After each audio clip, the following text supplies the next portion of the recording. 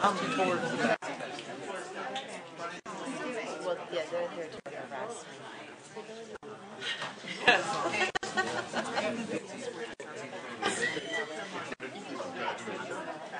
They were just over here talking. That's all right. Different pants on.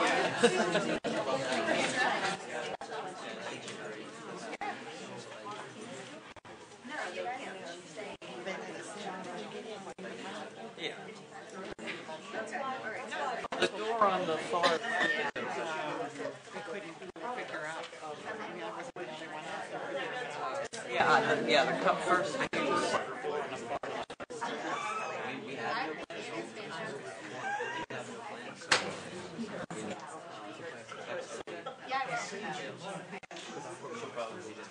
So you guys got to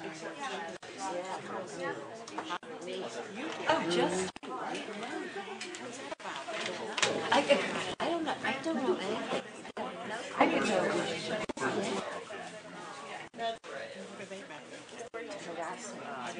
Harass me. That's what they're doing.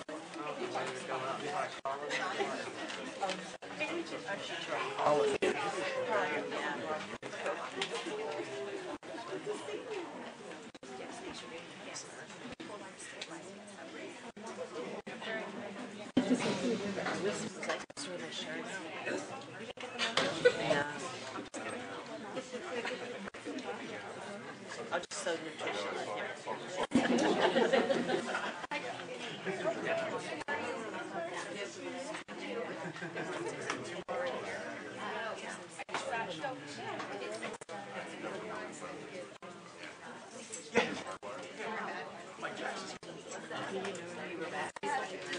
Oh, I know.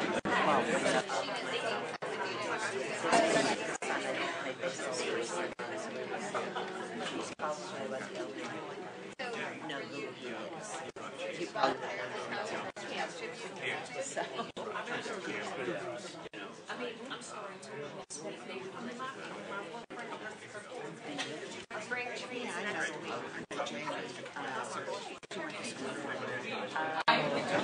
I know.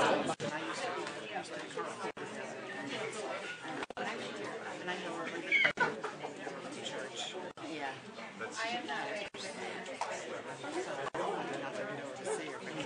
Right.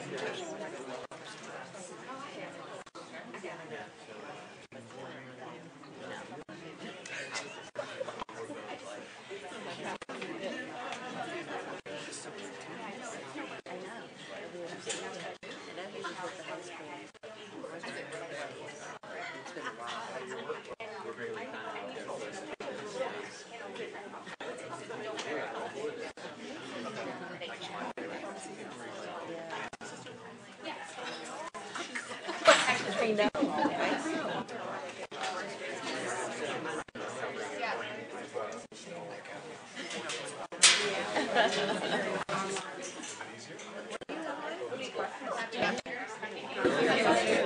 I think it'll hit.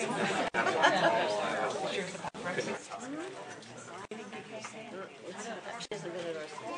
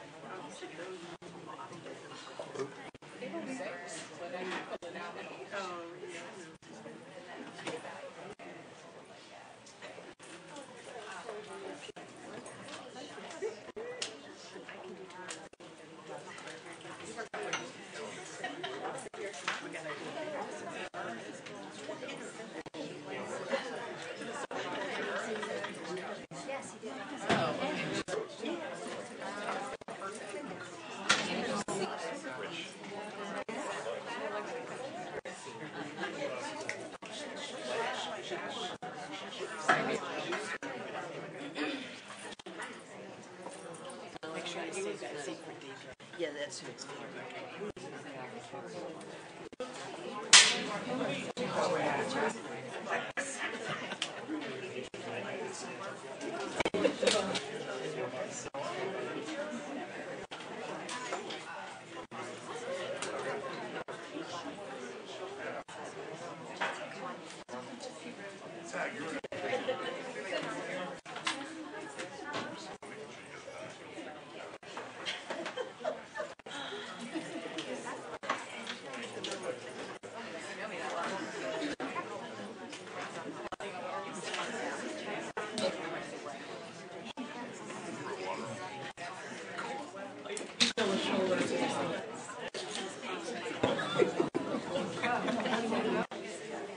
First, I'll put this one in the garbage.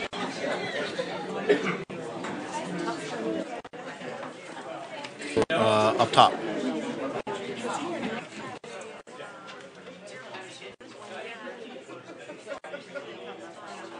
Good at this. I'm just messing with you. Someone's going before me though. Oh, really? Yeah, I don't know. Well, I'll just minimize this.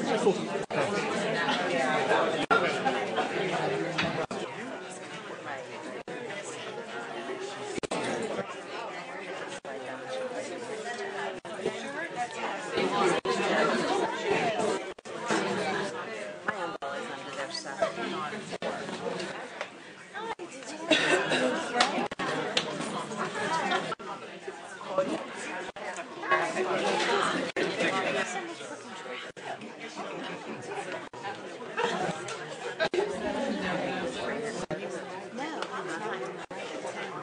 Yeah, that's what I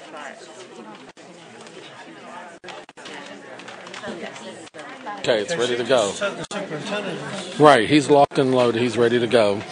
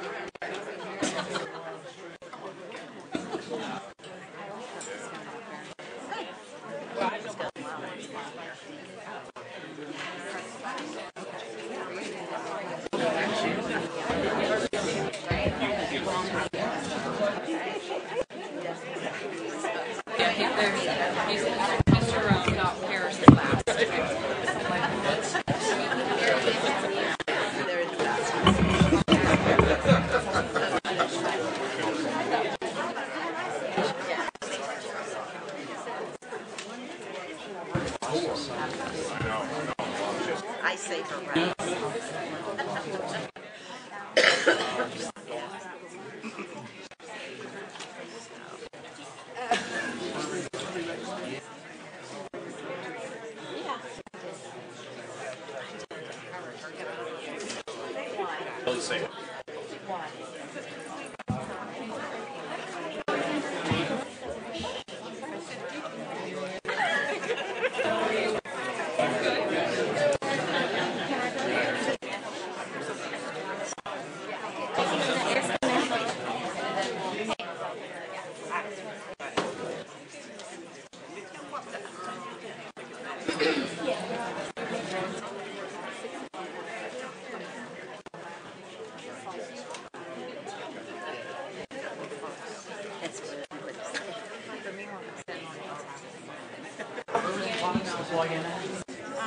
about 30 degrees down.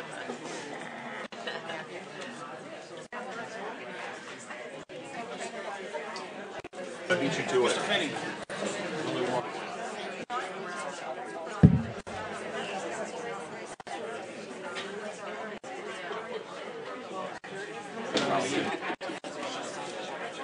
The speaker, right? Yeah, I'll pick it up. Put No the worries. mic up there.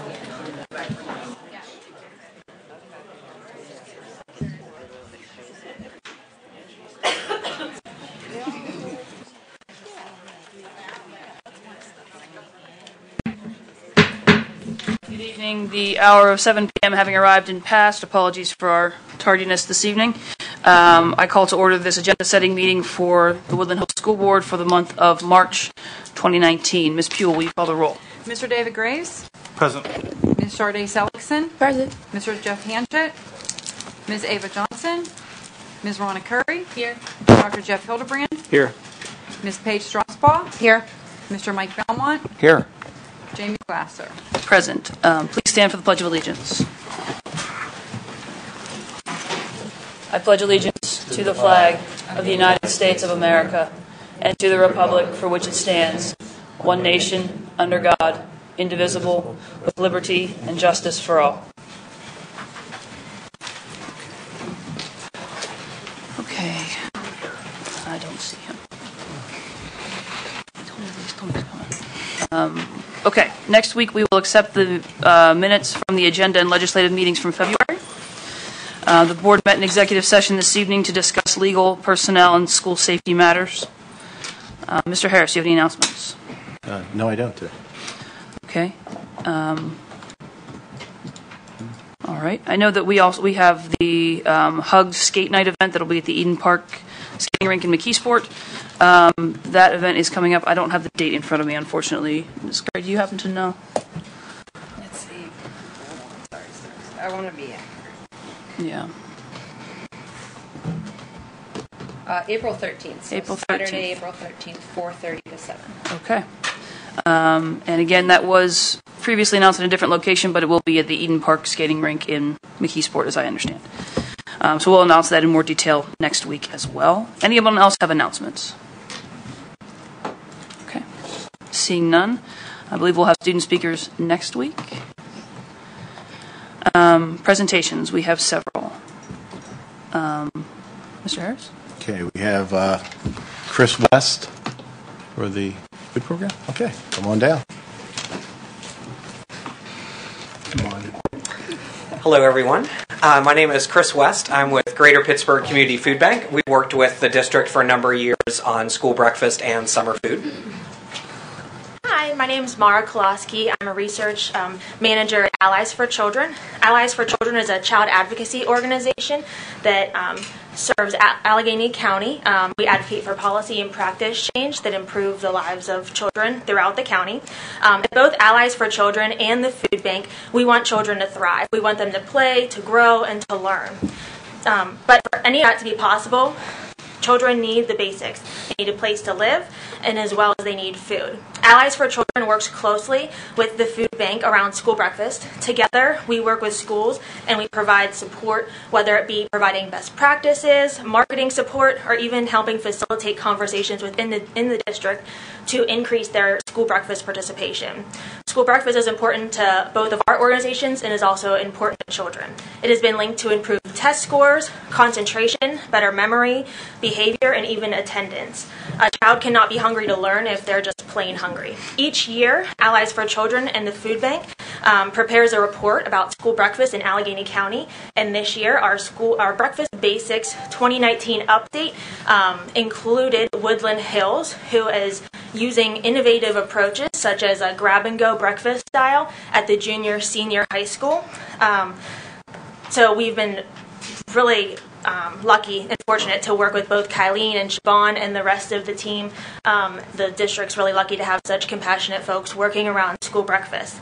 And what we found from the data in the report is the district as a whole has seen an increase of about 4% in their school breakfast participation, with individual schools seeing increases as high as 10%. And the school district is actually meeting Governor Wolf's 2020 blueprint goal already, which is to have at least, out of 100 students eating that are free and reduced eligible eating lunch, at least 60 are eating school breakfast as well. And Woodland Hills is actually overachieving and has 74 children out of every 100 eating lunch. And that's actually surpassing both the state and the county. The county, it's about 57 per 100 students, and the state's about 53. Woodland Hills is one out of only 12 school districts throughout the county meeting or achieving Governor Wolf's goal. The report was positively received. Everyone's received a hard copy. There's some beautiful pictures of Woodland Hills and the students. It received positive media attention by both the Post-Gazette and WASA. So thank you so much for sharing the district with us and all the great work. So as we know, many schools increase breakfast participation by implementing alternative models, such as the one that was launched at the junior-senior high school. The model makes school breakfast an easy choice for students to make, and we commend the supportive leadership and committed staff, which brings us here today. And then I'll turn it back over to Chris West to talk about how amazing the staff is. So thank you all for your commitment to children throughout the district and your commitment to nutrition programs. So students, parents, teachers, administrators, school board, community advocates, we thank you all for your work on this, and we definitely look forward to continued partnership in the future. And I also wanted to definitely single out Superintendent Harris for your support, and Siobhan Niccolo. I know she really wanted to be here today for her support of these nutrition programs, and realizing that they're really important for kids to learn and grow. We also wanted to acknowledge the Woodland Hills team who received the Breakfast Hero Awards that were provided by No Kid Hungry. So No Kid Hungry Pennsylvania is part of the National No Kid Hungry campaign, working to ensure that every child has access to healthy food every day. To do this, they partner with organizations at state and local level. So in February, No Kid Hungry collected nominations for the Breakfast Hero Award, and there were only, in all of this southwestern Pennsylvania region, there was only 11 districts that somebody won anything. So it is a big honor, and multiple nominations actually were submitted on behalf of the Woodland Hills staff, which is really great. and well deserved. So the award is provided to those who go above and beyond to ensure kids are eating breakfast each and every day.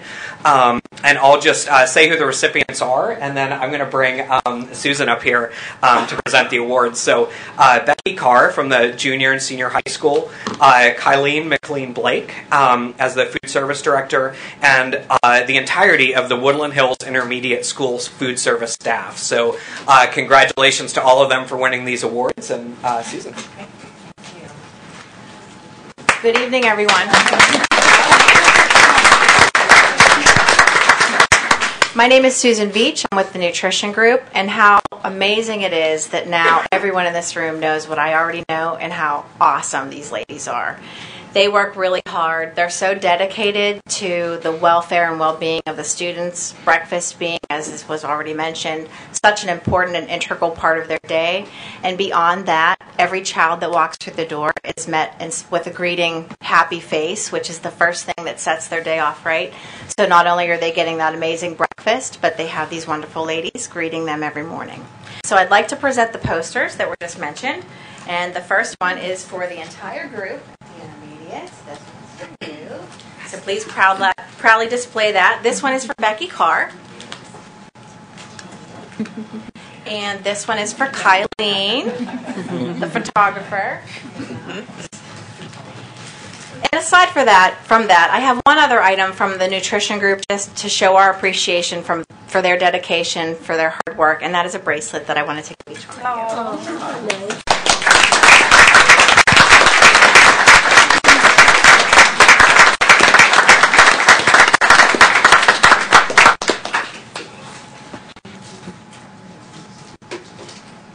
Thank you, everyone. Thank you. Thank you. Thank you, and thank you all for your work, and congratulations on the awards. Thank you for being here. Okay. Okay, and from the Swiss Vale Library State Report, a Kate Graneman. Is she here? I don't see Dr. Graneman. No, she's not here. Okay. I don't see her, so. Okay. Okay. I'm next. It's just you.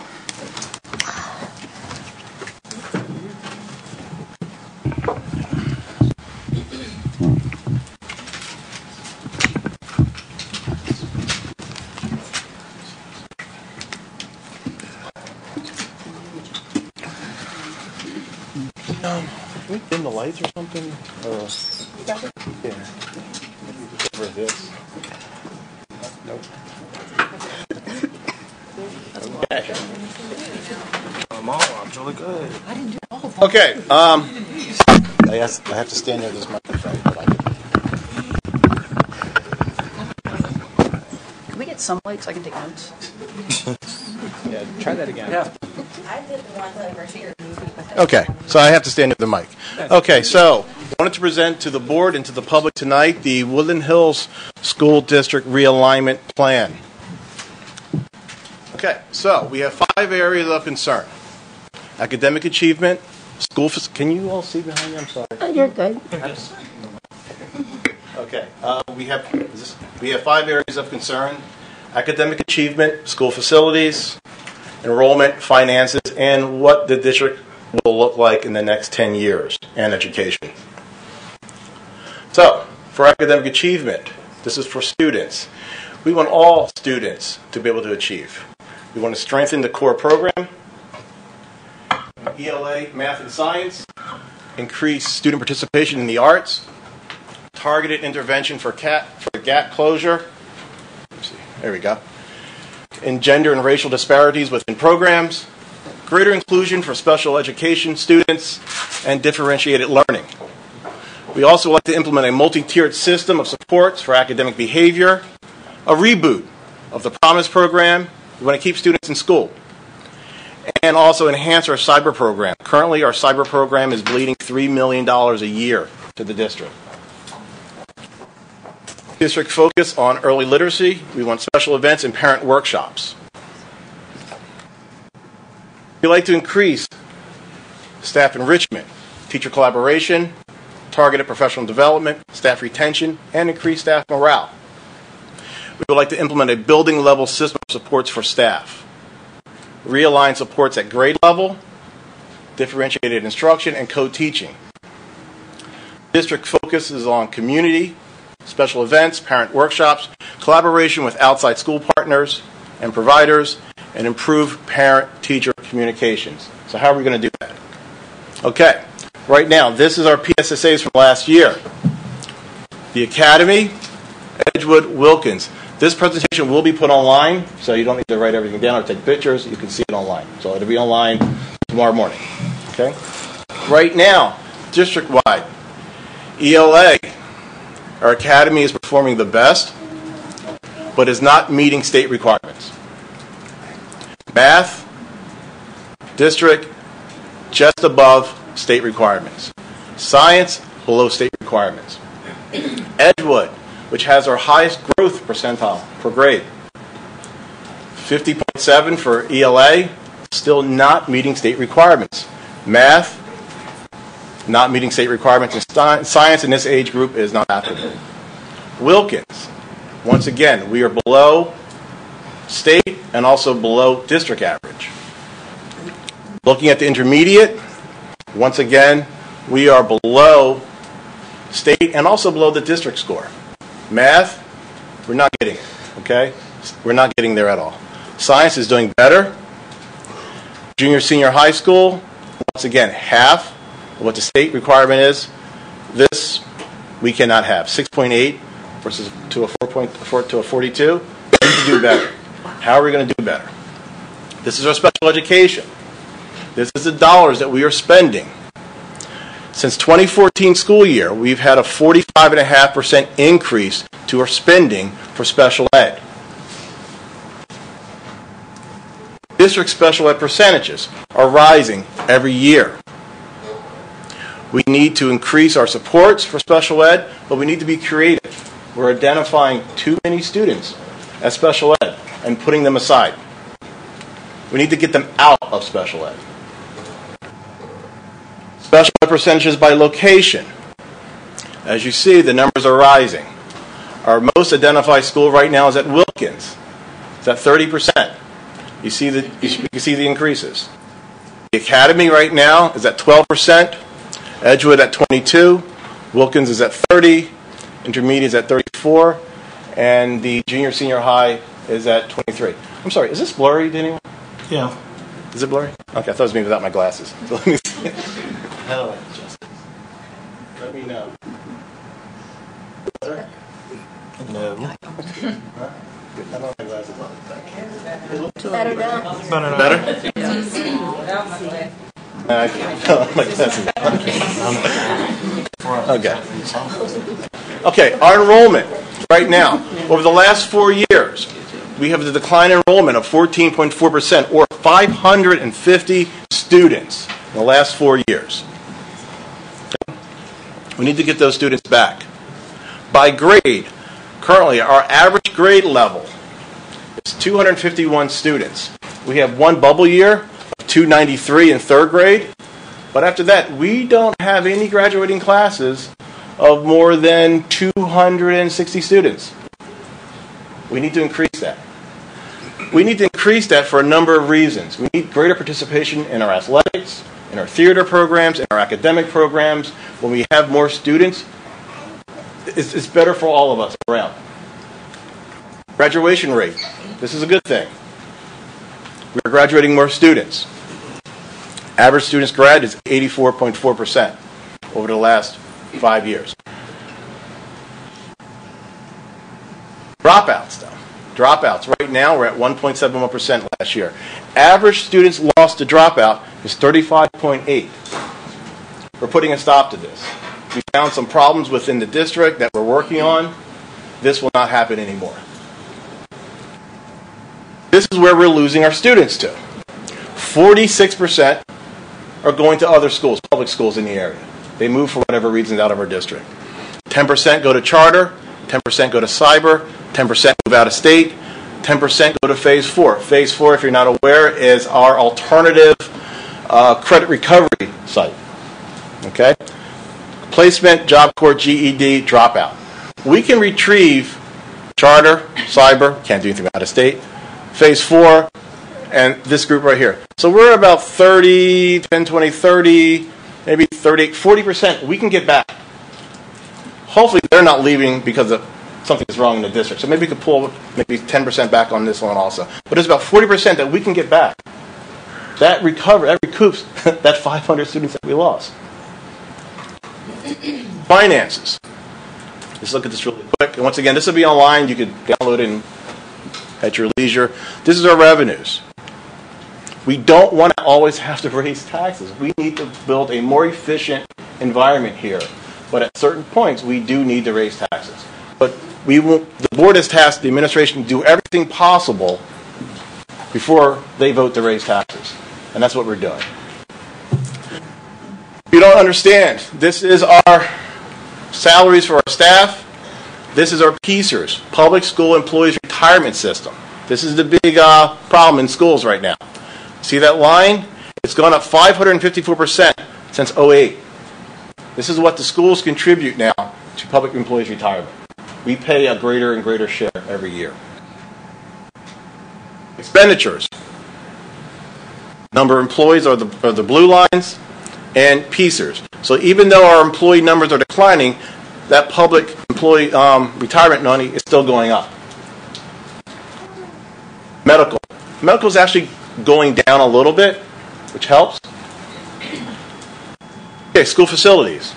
This plan looks at mechanical environmental upgrades, creating environments that are grade level appropriate, utilizing the newest, most cost-efficient properties, practical square footage, classrooms, Dixon Middle School opening, and a high school remodel. If you don't know, there's a big building over in Edgewood being rebuilt.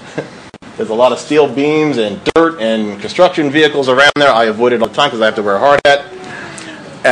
That's going to be our new middle school. And the high school has just started remodeling. What's it, this week? It just started? Yeah. Monday started. Monday? Yeah, just started. So, this is the plan. The current setup, Wilkins Primary. Currently it's preschool, kindergarten, first grade, second grade. Proposing to turn it into an early childhood academy, which will house kindergarten, first grade, and second grade for the district. Edgewood Elementary. Currently it's preschool through third grade, proposing preschool to fifth grade. Intermediate. Currently it's 4, 5, 6. It will become the middle school, 6th, 7th, 8th. The academy, no change. The academy currently is K through 8. It will remain K through 8. Junior, senior high school, currently it's 7 through 12. It will become a true high school, 9 through 12. The realignment. will offer age-appropriate academic environments. All the students who are of the same grade, for the most part, will be in the same building. Balanced level of student support. A kindergarten through 2 academic environment looks different than a middle school environment. We will reduce staff and operational costs by pretty much bringing everyone together. We will use full capacity of academic centers. Currently, for example, Edgewood is operating at 40% capacity. There's a lot of space in Edgewood. It's not efficient. The board yells at me when we are inefficient. I don't like being yelled at. We will be super efficient here. Students, K through 12, will begin lifelong friendships. We will continue phased implementation of programming. We are changing and adding program to the schools. For example, the academy. We are adding fine arts to the academy. We are adding foreign language to our elementary programs that do not exist now. We want more robust programming. Differentiated learning. This move will reduce future renovation costs, no confusion of attendance lines, eliminate inequities, eliminate lottery, balance diversity in student activities. We want to expose students to a varied curriculum, non-gender biased education, and unchanged bell times. We're not changing the bell times. The next 10 years in education. This is what we're looking at. Personalization and customization, student ownership of their own educational objectives. We've just added the pathway model at the high school. This realignment is a result of those pathways. We're bringing it down now. We're bringing it into the middle school. We're bringing it into the academies. We're bringing it into the elementary and the early childhood. We want to increase rigor. I'm tired of students, when I visit them at school, saying, Mr. Harris, I'm not learning anything. We need to make it tougher because they want it tougher. We're letting them down if we don't. We're going to have innovative learning spaces of environments. Once again, K through 2. Your whole building is your classroom now. If it's set up for those children. At Edgewood, 3, 4, 5, it's set up for that age group. A true middle school. Those kids will not be running around the high school anymore between the seniors' legs. They will be in the environment that's suited best for them. Interconnectivity, our WOA, our online academy. We're making it more rigorous. Right now, we're losing $3 million and it's not worth anything. Anytime and any place learning. Real-world application plus project-based learning. We need to let the kids touch stuff, get involved with stuff, build projects. Next year, we will have district-wide science fairs. We do not have that now. Gender-neutral learning environments. I have a daughter, I have a son. They can be whatever they want to do. If my daughter wants to be an engineer, my son better tell her she can't do that because she's a girl. It's not going to happen here. I can tell you, I'm working with Penn State and the curriculum team. We will have girls' science clubs, which we do, but more girls' engineering. We need to make sure that our young ladies feel empowered. What this plan hopes to do, reverse the academic decline of the district. We will have an early childhood academy. In the elementaries, we're starting a new program, Charge to Success. This is for the better part of the word, a gifted program for our students.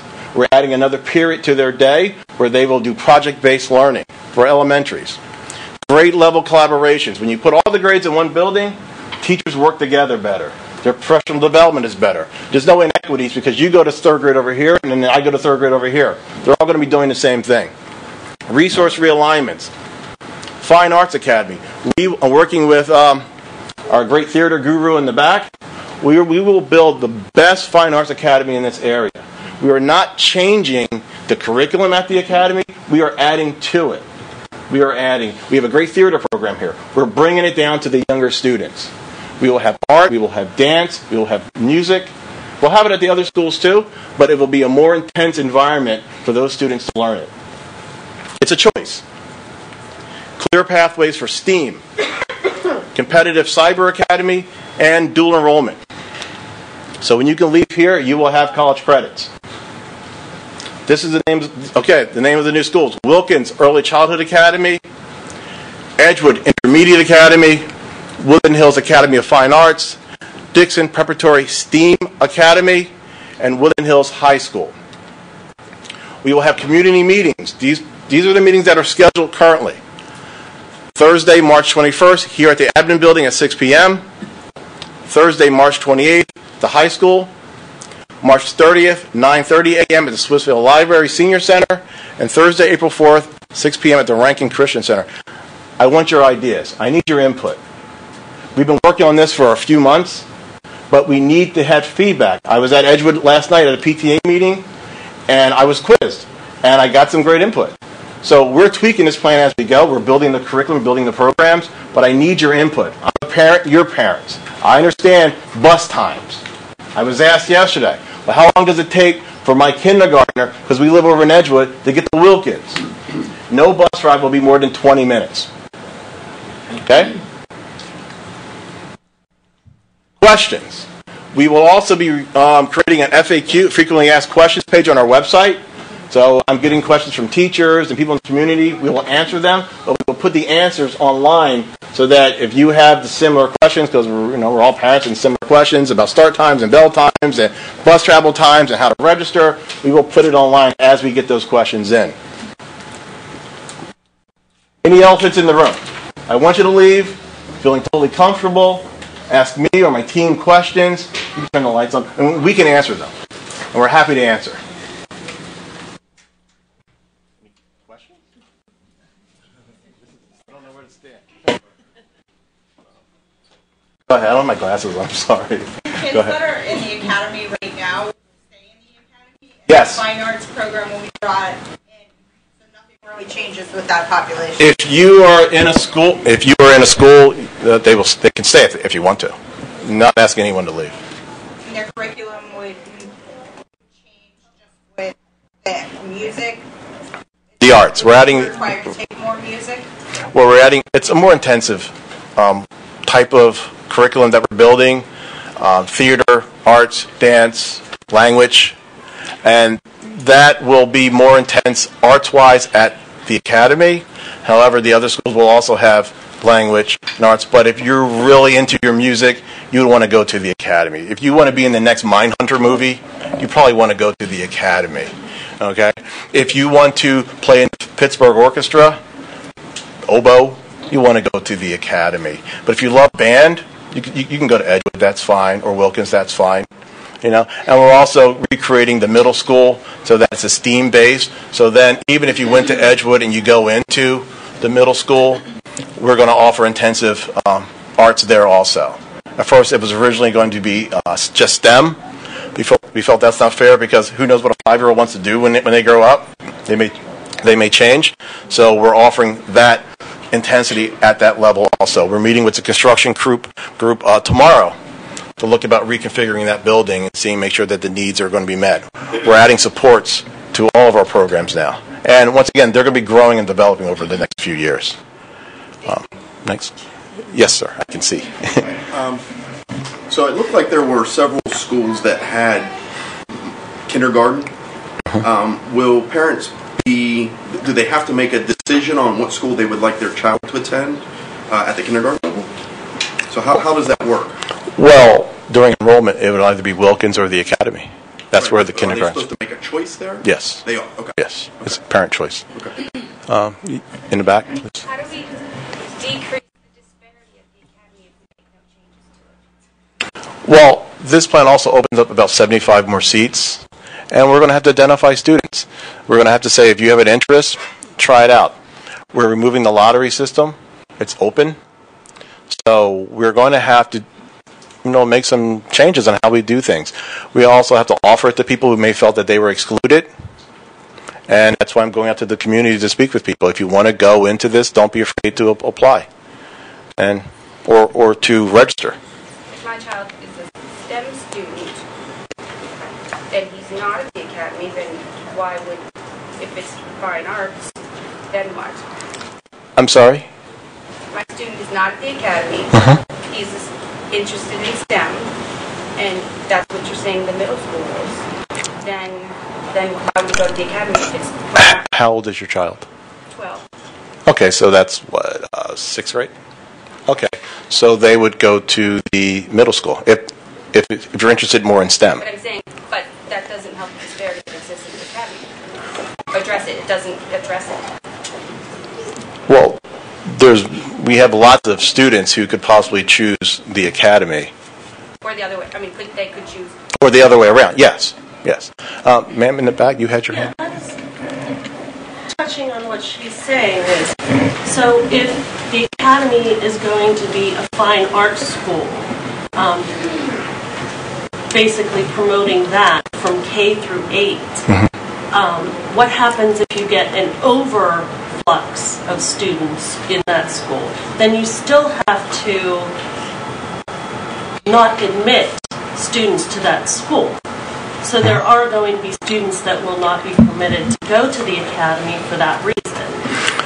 Right now, we don't run out of seats. Well, we have a problem with right. enrollment. It would be nice to have too many students. Happen as well, Yes. Where you don't have many parents who want their child to learn fine arts or at the age of 5.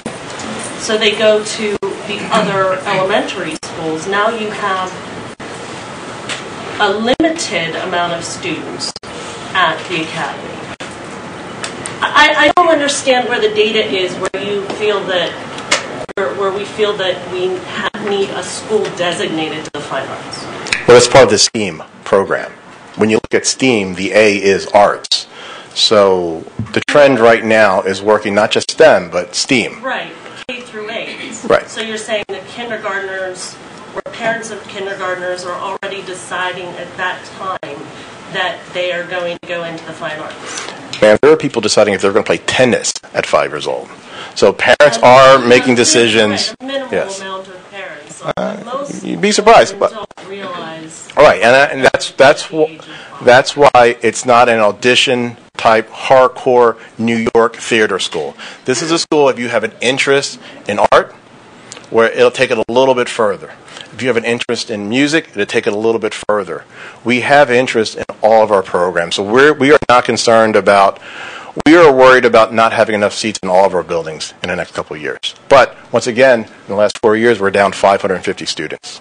The high school was built for 2,000. After next year, there'll be 1,000 students in it. The questionnaire came out. What do we need to improve upon? I don't know that we ever got those results from that questionnaire. But we're still looking. We're still looking through the data. And to find out why parents left the district in the first place. Well, that's a different conversation, man. But it has to do with this. Because No. in your presentation, you do have that chart. We need to get these parents back. So in order to get them back, we have to know why they left in the first place. We have an idea. We do have an idea why they left. Okay. So Yes. So to that point, why did they leave? They left. So to piggyback on the conversation, is some of what you've presented today is about financial data and a need to make revenue better for and profitability Yes. and revenue for the district better. What you haven't done is reduced the footprint of the school district. We've kept the footprint the same. But we are closing one school. Well, one program. We've consolidated one school. The ranking building will be closing. The program will be moving into the schools. But you're moving that to the high school. Actually, the 9 through 12 students will be going to the high school. The 6 through 8 will be going to the middle school, and then there'll be resource rooms in each of the buildings. Okay, so we've closed the smallest of we've addressed the smallest population in the worst building. Well, that's one of the needs, ma'am. Yeah, no, Because I understand. if you're asking why people leave, they leave for a host of reasons. One, the environment that they're in. Number one reason people leave, the environment and then how they're treated. So we need to make sure that the students are in appropriate learning environments. Number one. So if the students are not in appropriate learning environments, for a host of other reasons, that's what we have to take care of first. The next thing we're taking care of is curriculum. We have students who are taking courses that they should not be taking. The curriculum, not rigorous enough. I'm tired of students telling me, hey, Mr. Harris, I'm not learning anything, help me out. Okay, so there's so many levels that we have to work at. This is one or two of the first 3 steps. We have 6th, 7th, and 8th graders at a high school that shouldn't be in that environment. We went from over 10,000 incidences last year this time to 2,000 this year. That's a 7% drop in negative interactions at the high school. And we all saw the news stories of the high school in years past. You don't see those anymore. When was the last time you read an article about Woodland Hills talking about academics? That's what you're seeing now. That's why these folks are here. So we're working on calming the environment, putting our kids in the suitable environment learning space, and going from there. Mr. Harris, I understand that since I am a parent as well as you are, and I have multiple children in your district, and this district, live here, husband teaches here. I'm very, very engaged in the district. What I also want to know is that when we change the curriculum, have we benchmarked it? Do we know if the curriculum addresses where the students are leaving, where we want to take our kids, and those kinds of things? This isn't about breaking up the academy and making it and getting the disparity. Although, when we look at the academy and we see the success in the academy, the question that I think I have, and I know that at least some friends that I have that are fellow academy parents want to say is, why don't we use the academy as the model for other implementation? If we're succeeding in the academy, and I know recognizing that we're still not up to the state standard, because you are correct, but if we are seeing better standards and better academics there, what are we doing in the academy that we can then model elsewhere? I'm glad you asked, because that's what we're doing. We are taking what's working at the academy without the bias selectivity of the academy and putting it in Edgewood and at Wilkins. Because what we have... I apologize. That is not... I don't see how. But once again, this is a very high-level review of it. Sure. What we're looking at doing at Wilkins and at Edgewood, great level of appropriateness, and the parent compact, the parent meetings, the relationship building between the teachers and families that the other schools don't have. We're going to reinforce our uniform policy, our behavioral policies, and our academic standards. Right now at the academy is not getting the most robust academic program available that it was set up 4 years ago. Edgewood is bringing it a lot more than the academy is. The academy, if I could pick my own students, my own teachers, my own staff, they should be growing much faster than they are. They're resting on their laurels. We're going to challenge them to do better. So we're not breaking up the academy. We learned from it over the last few years, and we're taking those same attributes and putting them in Edgewood and putting them in Wilkins and also the new middle school. Because we learned that through engagement, through parent engagement and accountability, it could be successful. So that's what we're learning from the academy. So once again, it's a work in progress, but that's what we're working on. And these fine folks back here at the table are going to do it. Questions from the board or anyone? No. Yes, ma'am. I'm sorry. Go ahead. The emotional support kids and the special ed kids, whether they're full-time or part-time, how will it affect their futures in their grade levels? Well, special ed director could talk more to the details of that, but... So we're looking at, if you're talking about the, right now in our district, we have the full-time emotional support, and that's a part right now at the Promise program. We are taking that group and we're moving them back into the neighborhood schools so then they have the full access of being able to transition easier in between, let's say, maybe supplemental support, the lesser need of special education versus the higher. So we're giving them a more robust way of being able to get into the general curriculum and with their same grade level peers as that they're not getting right now. More towards, I'm talking more towards the elementary kids, the younger, K through like 3 per se. My daughter's in 2nd grade, and she's got emotional support and especially in IEP. So at that level, what grade did you say? I'm sorry. She's 2nd grade. Okay, so at the 3rd grade, so there at that level there will be. She has access to the whole continuum of services that can be provided. So if she needs emotional support, then that could be provided at the different levels of support for her need. And we also have therapeutic services as well. We have that right now. It'll be brought back into the neighborhood. So it could be either school, at Academy or at Edgewood, or would it be? Well, right now we're looking at for the emotional support that would be within K to 2, that is Wilkins, and then 3 to 5 would be Edgewood for the emotional support. Okay. Ma'am, in the flower. Yes. My son does go to the academies in kindergarten, and I really like the atmosphere of having a K through 8 building. Like, he has relationships with the older students. He has a buddy. He loves his buddy. It gives the older students an opportunity to be mentors to these younger kids. So I understand wanting to group them by age appropriateness, but I kind of feel like having that K through 8 building and having that environment throughout the whole district, maybe the whole district is a K through 8 model, but it gives these kids an opportunity to be mentors to the younger kids. And you're not having so many kids at the same age level in one building. I grew up through Woodland Hills. I went there my whole life. In junior highs when we had 2 junior highs. It is a tough age level, and possibly splitting them up into 4 K through 8 buildings. It is working at the academy. Why couldn't that work somewhere else? I mean, that's something that I would like to have under consideration. That's a tough model to sustain, because then you start having buildings that are unique in nature, and this is better than the other, and then you create a poor building and a wealthy building, or a have and a have-nots, and you start putting things against each other. It doesn't work, and it's also hard to do professional development with staff because they're just spread out, and it's a very costly model. So we have to look at finances, academics. The model we're doing is called the Princeton model. If you want to Google it, that's what it is. It's done to save money, to increase academics, and as Jim Clausen, our Director of Curriculum, said today to me, how often do you get to consolidate, save money, and increase our academic performance?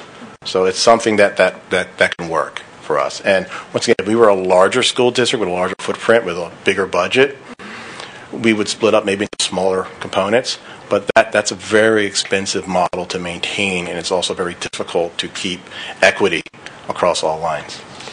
Someone had their hand up over here. Yes, sir. Yeah, how do you plan on supporting students with interest in both STEM and the arts? Okay, well, at the younger ages, depending on which school they go to, that's the focus. So Wilkins and Edgewood would be really STEM focused, but once they get to the middle school level, it's a STEAM building. So it has everything, and then it feeds right into the high school where we have the 6 pathways. So that's what we're interested in. Like, you would still get music at 4th grade at Edgewood, just it wouldn't be as intense. Or if you're doing art, I was told you would go to another higher level of art at the academy than you would at Edgewood. Can you speak to the rigor of the science, technology, math stuff at the academy, though? I think that's where a lot of the concerns we're hearing are. Okay, Jim? Yeah, absolutely. I mean, I think one of the ways that, we talked about this, we talked about the reconfiguration, is that we're really talking about our current program choice. Okay, so we're not diminishing our current offerings. If you're someone who's in a program now and you like what you're getting, we're not removing anything from the actual program, but we are, because of the unique configuration, it's allowing us to feed in additional programming in certain content areas. So because one building is going to be a little bit more focused on the arts, that's going to enable us to bring in some additional arts education into that building. But you're still going to get the same STEM focus that you're getting right now in that building. To have a bit more of an interest in STEM more than the arts, then our middle school program, our elementary programs become appropriate for you. However, you're still getting the same art classes you're getting now. You're still getting the same music classes you're getting now. Still getting the same instruments you're getting now. So we're not removing anything, but because of the consolidation, we're actually able to add. That makes sense. Just real quick, so as kids get older and start to get involved with activities, will arts activities be, the more rigorous arts activities be at the academy, and then like National Engineering Club, that would be in the other school, and will there be scheduled, is there time for students to move back and forth schools? Yeah, same as sports. We're looking same as sports. If you have an interest in one area, you can get over to the other school for the other.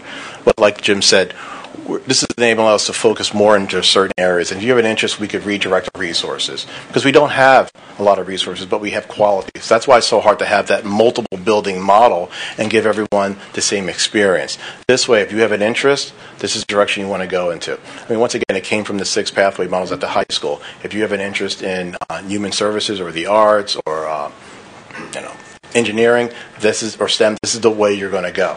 But those classes are still cross-functional. So if you see the new course catalog, you'll see little logos that Jim developed and put next to classes, and there could be 4 or 5 logos next to the same elective, because it does cross over interests. But just like statistics versus like calc, if you're into a certain type of field, you may not need calc, but you'll learn statistics. Same thing.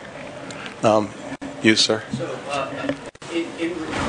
would students be switching between the schools? For example, they'll pick one school. What if one school has less desirable, let's say, behavior? And we're talking that that's the only STEM school. What Behavior will fix. Okay. We're already working on behavior. So on another note, the academy is going to be opened up, lottery system gone, and you're hoping to encourage more students who are interested in the arts to attend that school. Yes. What kind of will there be, like the Kappa school, fine arts school? It's very difficult to get into, but it produces, some excellent artists. Are we looking at something along those lines, or some sort of, how are we going to grade those who want to actually be in the arts versus those who just want to be at that school? Great question. Mr. Crone, you're up. See, you got the 3 amigos back there. So. Amigos, I think a lot of people, when you put the name Fine Arts in front of the school, I think a lot of people are under the assumption that kids are going to be spending the day dancing and singing. That's not the purpose of this right here. To answer your question, at this time, no, I would say.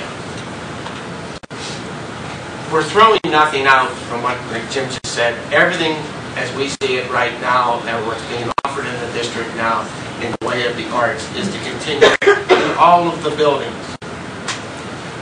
This academy, as I see it right now, and when this was presented to me last week, I made a promise to the district that over the next couple of weeks I would be making some visits to some schools throughout the state, this area, that would be appropriate to our situation. And I am in the process of setting up those appointments right now, so I can travel and get a model that will fit this situation. I would say at the academy, at the present time, immediately, what it's like 5-10 years down the line, who knows, is that if you, let's use 6th, 7th, and 8th grade just as an example.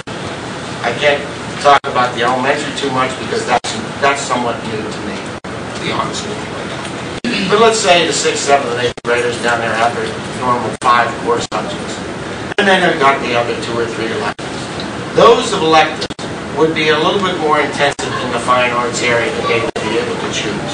The art classes maybe that they would want to take would be more intensive and do something a little bit different than the art classes would do in another school.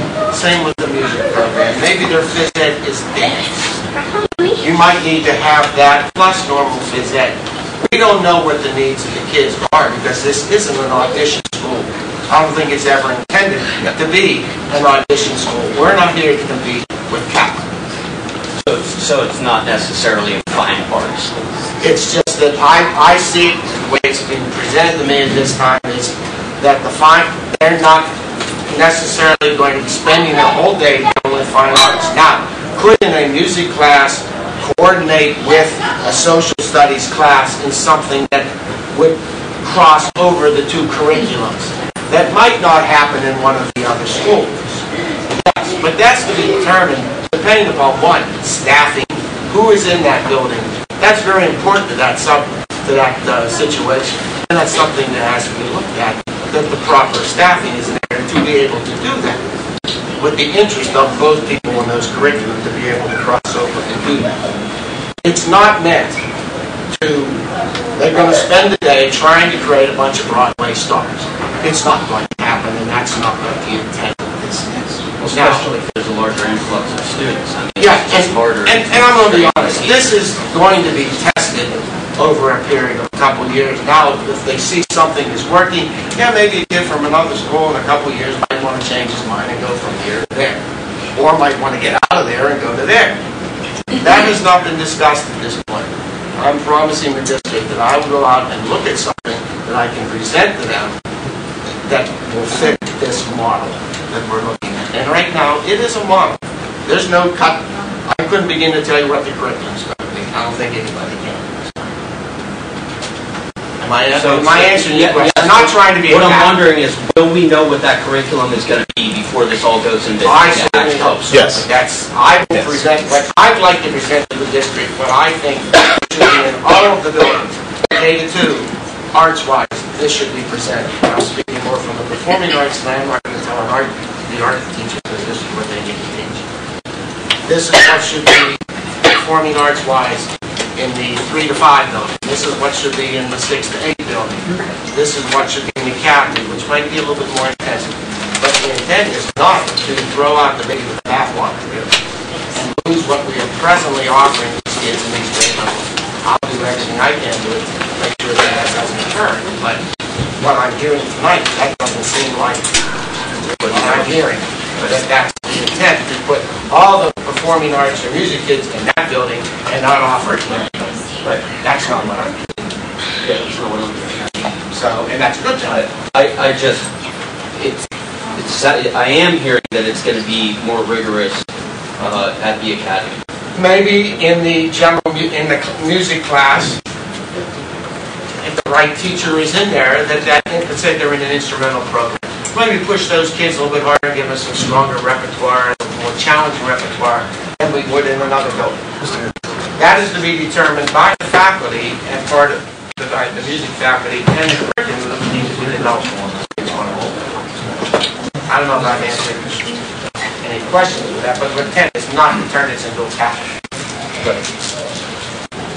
But we also have to say that rigor is going up in all buildings. Exactly. We're having higher expectations, as Jim and stated earlier. We are working at increasing rigor across the board with foreign language, STEM-based arts, across the board. We need to up our game.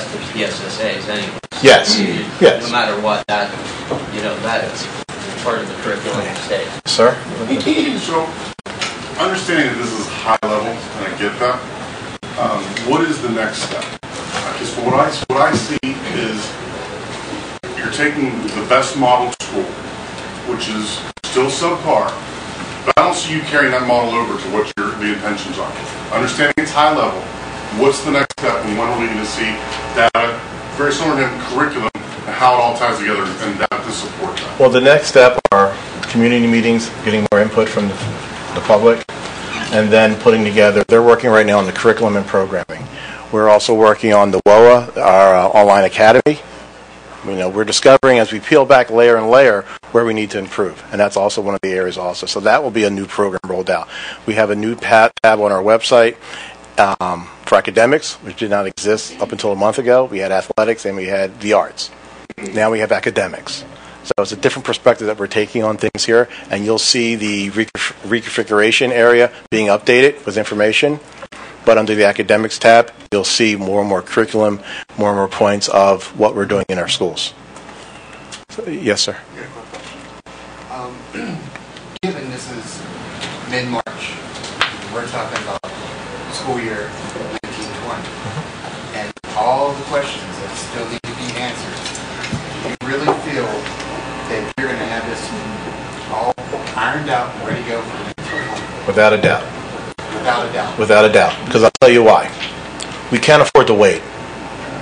We cannot. We can't afford to jump into something that's going to make every school a little bit more miserable. No. We can't just jump into this. We are not jumping. These answers that he's asking about, she's asking about. We got to look at this thing smartly and do what's best for our students, okay, and our teachers for that matter. Because I'm hearing all these programs about we're going to do this, we're going to do this. We have great teachers in this district, but is every teacher in this district able to teach this down, teach this program, be a great music teacher, be a great arts teacher? Do we have that capability now, or do we have That's why we're realigning our resources. Right now, they're spread out. As Mr. Crone said, we have great people, and Jim said, who are teaching these programs, but they're all over the place. We need to consolidate, restructure, reorganize, and work grade level, building level to get it done. We can't afford to lose another 100 students this year because of some other program, or they're just not interested and we're not giving them the support that they need. I can't have students coming up to me again next year saying, Mr. Harris, you've been here a year. What the heck is going on? I'm not learning anything. It doesn't work. We are not jumping into anything. I'm sorry? You can't afford to jump into something that's not properly put together because you will lose students from there. We're losing students. Yes. Students leave because they're happy. Yes. And families. And if we don't plan this right thing out, right, we're going to have that same issue. These are all the people and more who are doing the planning. Special ed, theater, curriculum, academics, HR, facilities. We hit every building numerous times. We're out there. We understand. We talk to students. We talk to families. We understand what we have to do and what we're obliged to do for everyone here. That's what we're doing. And we're trying to do it within budget. I'm sorry? Maybe it'd be healthy to hear from them individually with each of the tasks that they've been set to. Well, you've been hearing from them. So, Mr. Harris, I think that... Well, that's facilities, HR. I'm sorry. Harris, I think you gain a lot of confidence from a number of us if this went from high level to mid to detail. I will candidly tell you that you have had predecessors who have talked about implementation of big programs, and this is not your fault, but it's the weight that you get to bear, is that they've talked a lot about big programs and implementation. It's how you end up with 7th and 8th graders at the high school.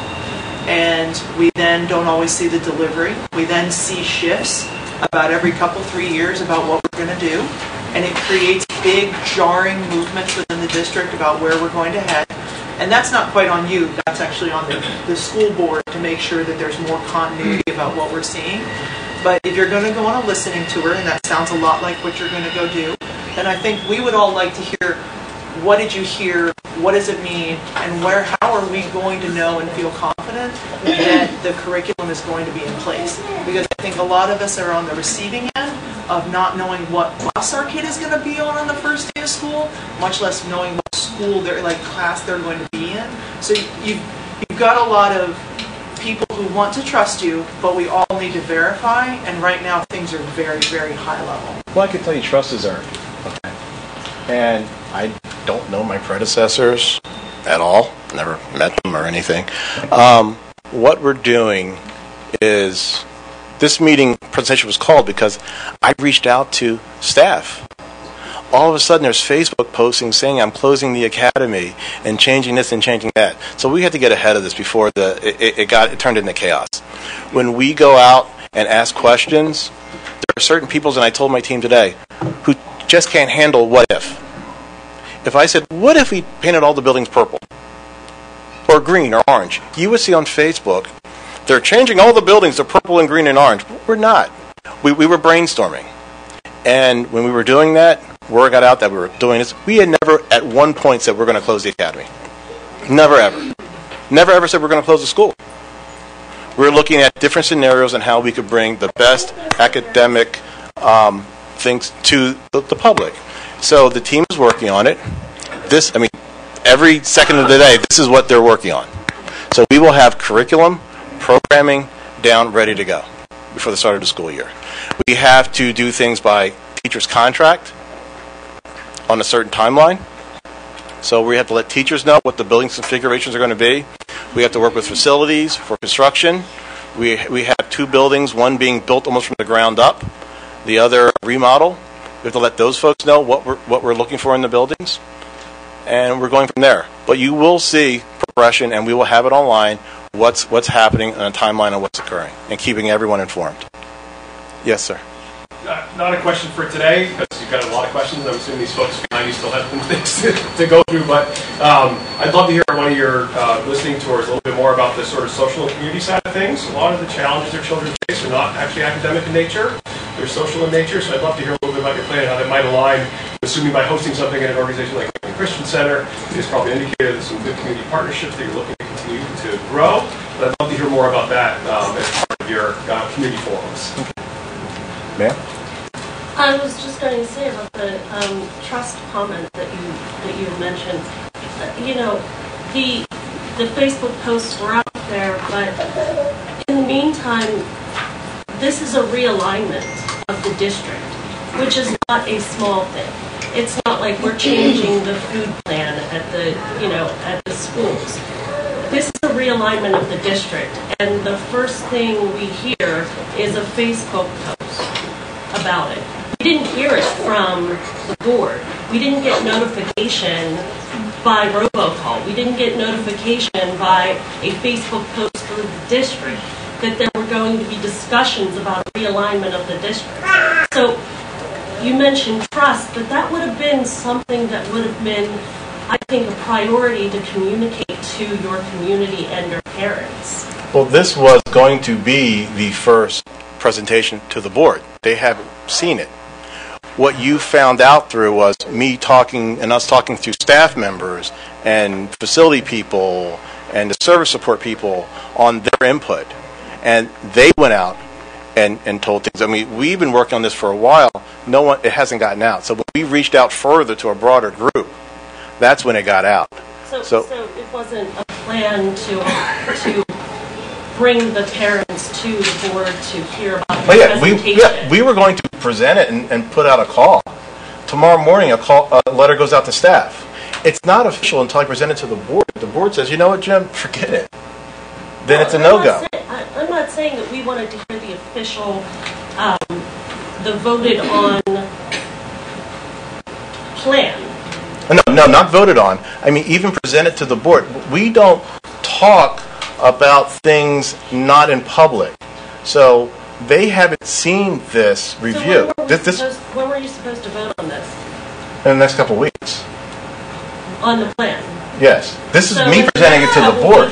When were you going to propose it to the parents? That this plan is going to be... Yeah. We're posting something online tomorrow. If the board says, okay, move ahead with it, then it all comes out. But if the board said, you know what, that's a dumb idea, don't pursue it, we go off in a different direction. Just like our budget meetings. We run so many different scenarios on things we want to cut, keep, move, relocate, reduce, expand on, that it would spin people's heads around. We have curriculum meetings, we have budget committee meetings, we have athletic committee meetings, facility committee meetings that are open to the public, and the agendas are posted. So those are the times when people can come in and hear our pseudo brainstorming ideas. Even then, we only bring top 2-3 choices to the board. That's when those things happen. So this has been going around for a while. And once again, we have budget meetings where a lot of times no one really shows up for. And then we have the big voting meeting, and people are surprised on what the budget is, or what the athletic department's doing, or what the facilities are doing. Those are all public meetings that we have. And only at certain times do people show up, because now they have an interest, when we've been doing this in committee meetings for a while. So, and those are posted. There are usually, Tuesday, Thursdays? Tuesday, Wednesdays? Yeah, fourth week of the month. Everyone's welcome to a committee meeting. That's when you can sit down. We're in this room, little round tables. It's more intimate, and we can dig deep into the weeds. So board meetings are sometimes awkward because there's a podium, TVs, and everything, and short time limits on things. Usually you have 2 minutes to talk. But committee meetings can go all night. We don't want them to go all night, but sometimes they do. Yes, sir. You stated that classroom would be the same, but children, that siblings like you still here, they'll obviously not be in the same school building anymore. So how is that going to, are they going to be still at the same bus stop? And the other thing is, siblings at this age, it's a big deal for my son who's in first grade, who's on the same bus as his sister who's in 5th grade, because even though she's his sister, she's going to stick up for him. So siblings going to different school buildings is something that's very odd to me growing up, that I went K through 5, 6 through 8, and I was in the same building. My siblings were there. So is that a thought? And even with the buses with the parents, you're going to 2 different schools, there's going to be 2 different bus stops. Well, it may be the same stop, just different times. Yes. But once again, that's a bus routing question, and that's a little further down what we're talking about. I looked at the kindergarten ride times. We're looking at capping that at 20 minutes from Edgewood to Wilkins, which was the furthest we looked at. I understand. I mean, I have a 12th grade son and a 7th grade daughter at different times. They were going to different schools. So I understand that. One of the things we have to do is make the bus ride safe, so you don't have to worry about your child on the bus. My daughter called the bus ride Mad Max, where 20 kids get on and 15 get off. It's rough sometimes, but we have to make sure that it's a welcoming, fun environment to be safe. So I understand that, but we would look at routing. I mean, maybe they would be on the same bus and one drops off early and goes around. We're not changing bell times. I did bus routing 15 years ago. Haven't done it since. That would be a bus routing question. We can get deeper into the weeds on that later on. Yes, ma'am. What about emotional support kids that might want to access the fine arts but can't go to the cats? Well, depending on, we can always look at individual needs, and, if there's something within what services are being offered there at that school, if that meets their needs, then that would be open to them. It's an individual. And I can always discuss with the individual. I also want to make it clear, fine arts are not limited to the academy. What we expect to see in the academy is more diversity in programs in that area as we get to the upper level of the spectrum. But fine arts, as they exist now, art classes, music classes, everything that's in place now for our students that are doing wonderful fine arts is going to be available to everyone. So we plan to fully service all of our students. What we're hoping to do is better meet interests and needs of students who are interested in advancing in particular areas at an earlier age. So my understanding is right now the academy has been able to turn away students with emotional support or special needs issues. And that answer sounded like not all buildings will be able to handle issues that are there going to be designated schools to handle more challenging cases, or will all schools be able to handle students? Well, again, we offer a continuum of services throughout our school district, and it's not a voting that a placement is considered, it's their levels of support and where their least restrictive environment is. So it's not necessarily built on a building as much as it is where their placement is in the level of support. It sounds to me like all buildings will not offer the level of support for all possible students. I'm concerned that the academy is currently a place where challenging cases are pushed aside. And is that changing or not changing? Well, we're trying to work on that, and with our multi-tiered systems of support. It's not just special education, but it's across the whole. You will see that special ed number going up for the academy next year, if that answers your question. They will not turn away students who have special needs, as it's perceived to do now. So now, what she's saying, though, is depending on the need level of that student, there may be someplace else better. It may be at the academy, or it may be at Edgewood, or it may be at Wilkins, or it may be at the middle. It may be somewhere else. But depending on the level of need. That's technical terms. I know what you're asking, and basically, yes, the academy will not turn away students who have learning, emotional support problems. Yes, ma'am. Okay, so beginning of your presentation, you were saying about like our school district, it doesn't meet the state requirement for the math and the English on the ELA and all that. And then now, for your direction is you're turning one of the performing arts academy school turn into the fine art school, and you're gonna offer like intense art class. Do you think the direction is like different than what you propose? And I know I had 2 kids in the academy. They are doing well in the academy. I know they are not interested in the fine art stuff. So if they want to take the intense STEAM program, they have to go to a different school. But we are happy with the academy. I feel like for you to focus on a school that doing so well and focus on the art, and yet you were talking about our school district doesn't meet the state requirement for the math and English. Is there another way to push away the parent to let us leave the school district? So I understand this is a very high level plan. I'm hoping you can give us more details about how you're going to keep our math and ELA score higher instead of focus on the fine art. Well, as Jim said, it's not a focus. Jim, you want to? Saying like you offer intense art programs, but don't you think It's not in lieu of something else, though. It's not in. math or science? Right. It's not in lieu of math or science. It's not in lieu of. We're not watering down math and science to make your kid a better dancer. Okay. But that's why I heard from like everybody's focused on the fine art and stuff, but yet why we not focus on math and English, which we are not even met the requirement. Why we worry about music? I know music is important. My kids take orchestra, they do all the music class, but why take the one good school was doing so good and it just turned into focusing on art? It doesn't make sense to me. That's why I understand this is high level. I'm hoping to see more reason why you want to turn into academy doing so well with the gift the program and all that, and then now you want to. Because. And it's difficult to sort of, we're talking a lot conceptually about what's happening. But I think when you talk about the focus on art, okay, it's not about taking time away from what we're doing normally and saying, well, hey, we're going to shift that math block down to 35 minutes so the kids can pick it. It's about what happens when they go to their art class. It's about the choice they'll have eventually when they go to their class.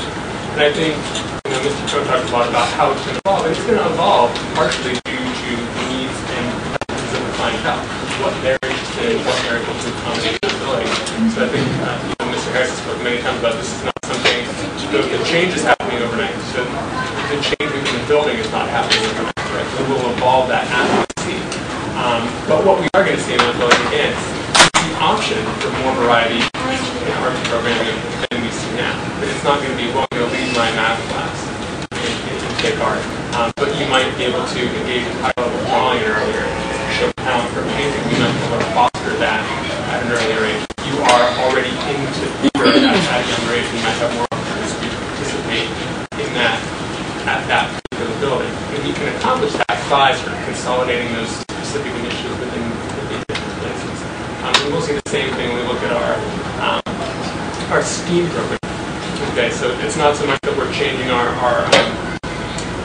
we are making subjects academic program, but as I choose my electives, there's going to be a wider variety of options for me to choose in terms of my STEAM courses. If I want to take a little bit more of those, I'll have that option because that's more of my interest.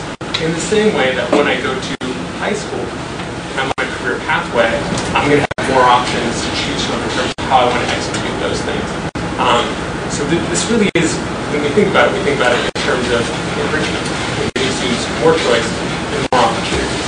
But we don't see it as taking away anything that is already contributing to academic success. There's nothing that's contributing to academic success that we take away now. But we'd also like to bring a lot of the successes that we're having in other buildings to the academy. Mr. Harris mentioned that middle schools with tremendous growth scores that, outside the growth scores even see the academy. So our whole academic program needs a boost. And we've been focusing a lot on the academy and different arts and STEAM, but a lot of this reconfiguration has to do with how do we better meet the needs of our early readers in K-2? How does putting all of these kids together enable us to bring more reading resources together for our students, develop those students as readers early on? How do I design, especially design intervention with my 3 to 5 grade band, and I can look at programs that have been successful and I can afford to duplicate them for all of our students. So we're focusing on sort of the very visible differences, but the plan as a whole is really aligning those grades so we can address the specific academic needs at those grade levels and better marshal our resources, right? Because we see ourselves as budget constrained and resource constrained. So how do we make the most out of those resources so we can give them to the kids when they need them, where they need them?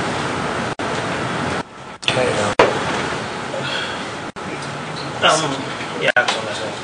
Okay. Let's not forget that in all our school buildings, we have kids who are performing exceptionally well in all buildings.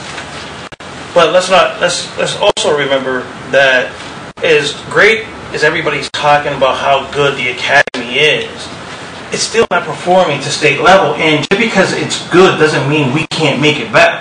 This is an opportunity to make a school that everybody already loves even better.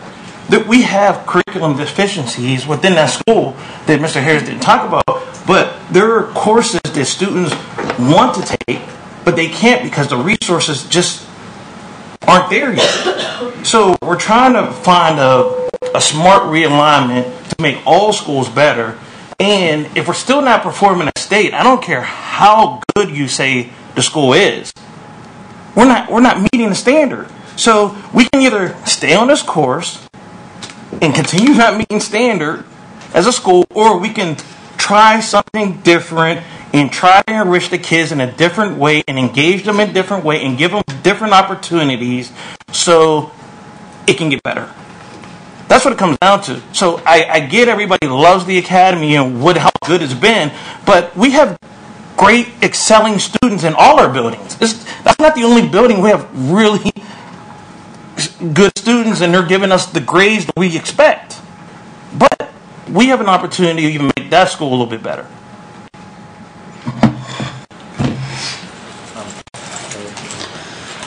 I have a question. My daughter's 4. When you were talking about the new realignment, will the Wilkins school have a preschool program too, or will it start at kindergarten? Kindergarten, preschool will be at Edgewood, correct, Phil? And will it continue to be a preschool counts program that's income-based, or will it be open to all parents in the district? It's a pre-K. Yeah, So pre-K we have a counts. pre-K counts program that provides the district with pre-K classrooms, so we're locating that at Edgewood, the majority of those classes. Okay, I have another feedback question to that then. As you're increasing the rigors of the academics across the board, my 4-year-old daughter is already reading, and she won't be able to start kindergarten until 2021 or 2020 now. Like, she's ready to start now. Her preschool teacher is at the private preschool that I pay for because we don't meet the income guideline for her to go to the Edgewood primary, which is 2 blocks from our house. As like identify her as already gifted. Are you willing to open up like some other districts in the area, specifically North Allegheny and Shaler, and offer an option to test in for kids whose birthdays meet a specific deadline that's maybe a month or so after? Yeah, I think so. I mean, I've done it in other districts. I have to check. I mean, right now there's first a time- blanket rule here with the birthday rule, and that's it. First time I got that question, in other districts I've worked in, I have offered that opportunity if you're like a few months before. Yeah, I mean, there's other parents that I've spoken to with similar kinds of kids, similar kinds of needs and abilities, that's the reason they're looking at other options and not staying in the district or moving to other districts. Email me tomorrow and I'll have the answer for you. Awesome. But I I've done appreciate that in that other very much. districts, yeah. Thank you. Yes. I realize that this isn't necessarily the place for it, but at this kind of introduction to it, but are you going to be prepared to offer some of these more concrete answers during the community sessions? Yes. Okay. Yes. Last question. Yes, ma'am? What is this going to do to class sizes? If you're saying that there will be 75 more spots open at the academy, what is it going to do to class sizes? Shouldn't be really any impact on class size. What happens is when you do this model, you add sections or classes to a grade, so you can spread the classes out a lot longer, a lot further out. So if we have X number, because we might have 11 sections versus 4 sections in a school. So class sizes, we're not looking at increasing class sizes more than between 18 and 20. Is there building space for that in all? Yes. Yes. Right now, like I said, Edgewood, for example, is being used at 40% capacity. So we've lost 550 students. We have room in our buildings, and we went out and did site surveys of all the locations, making sure that we're not putting kids in closets. They're going into classrooms. There's office space. There's phys ed space. There's gym space. There's music space, computer labs. We may be changing some of the buildings around to make it more up to date. Like I said, we're remodeling some, but no, we have space in our buildings. Okay, well, thank you, and I guess I have to sit down now. Sure, I'll sit.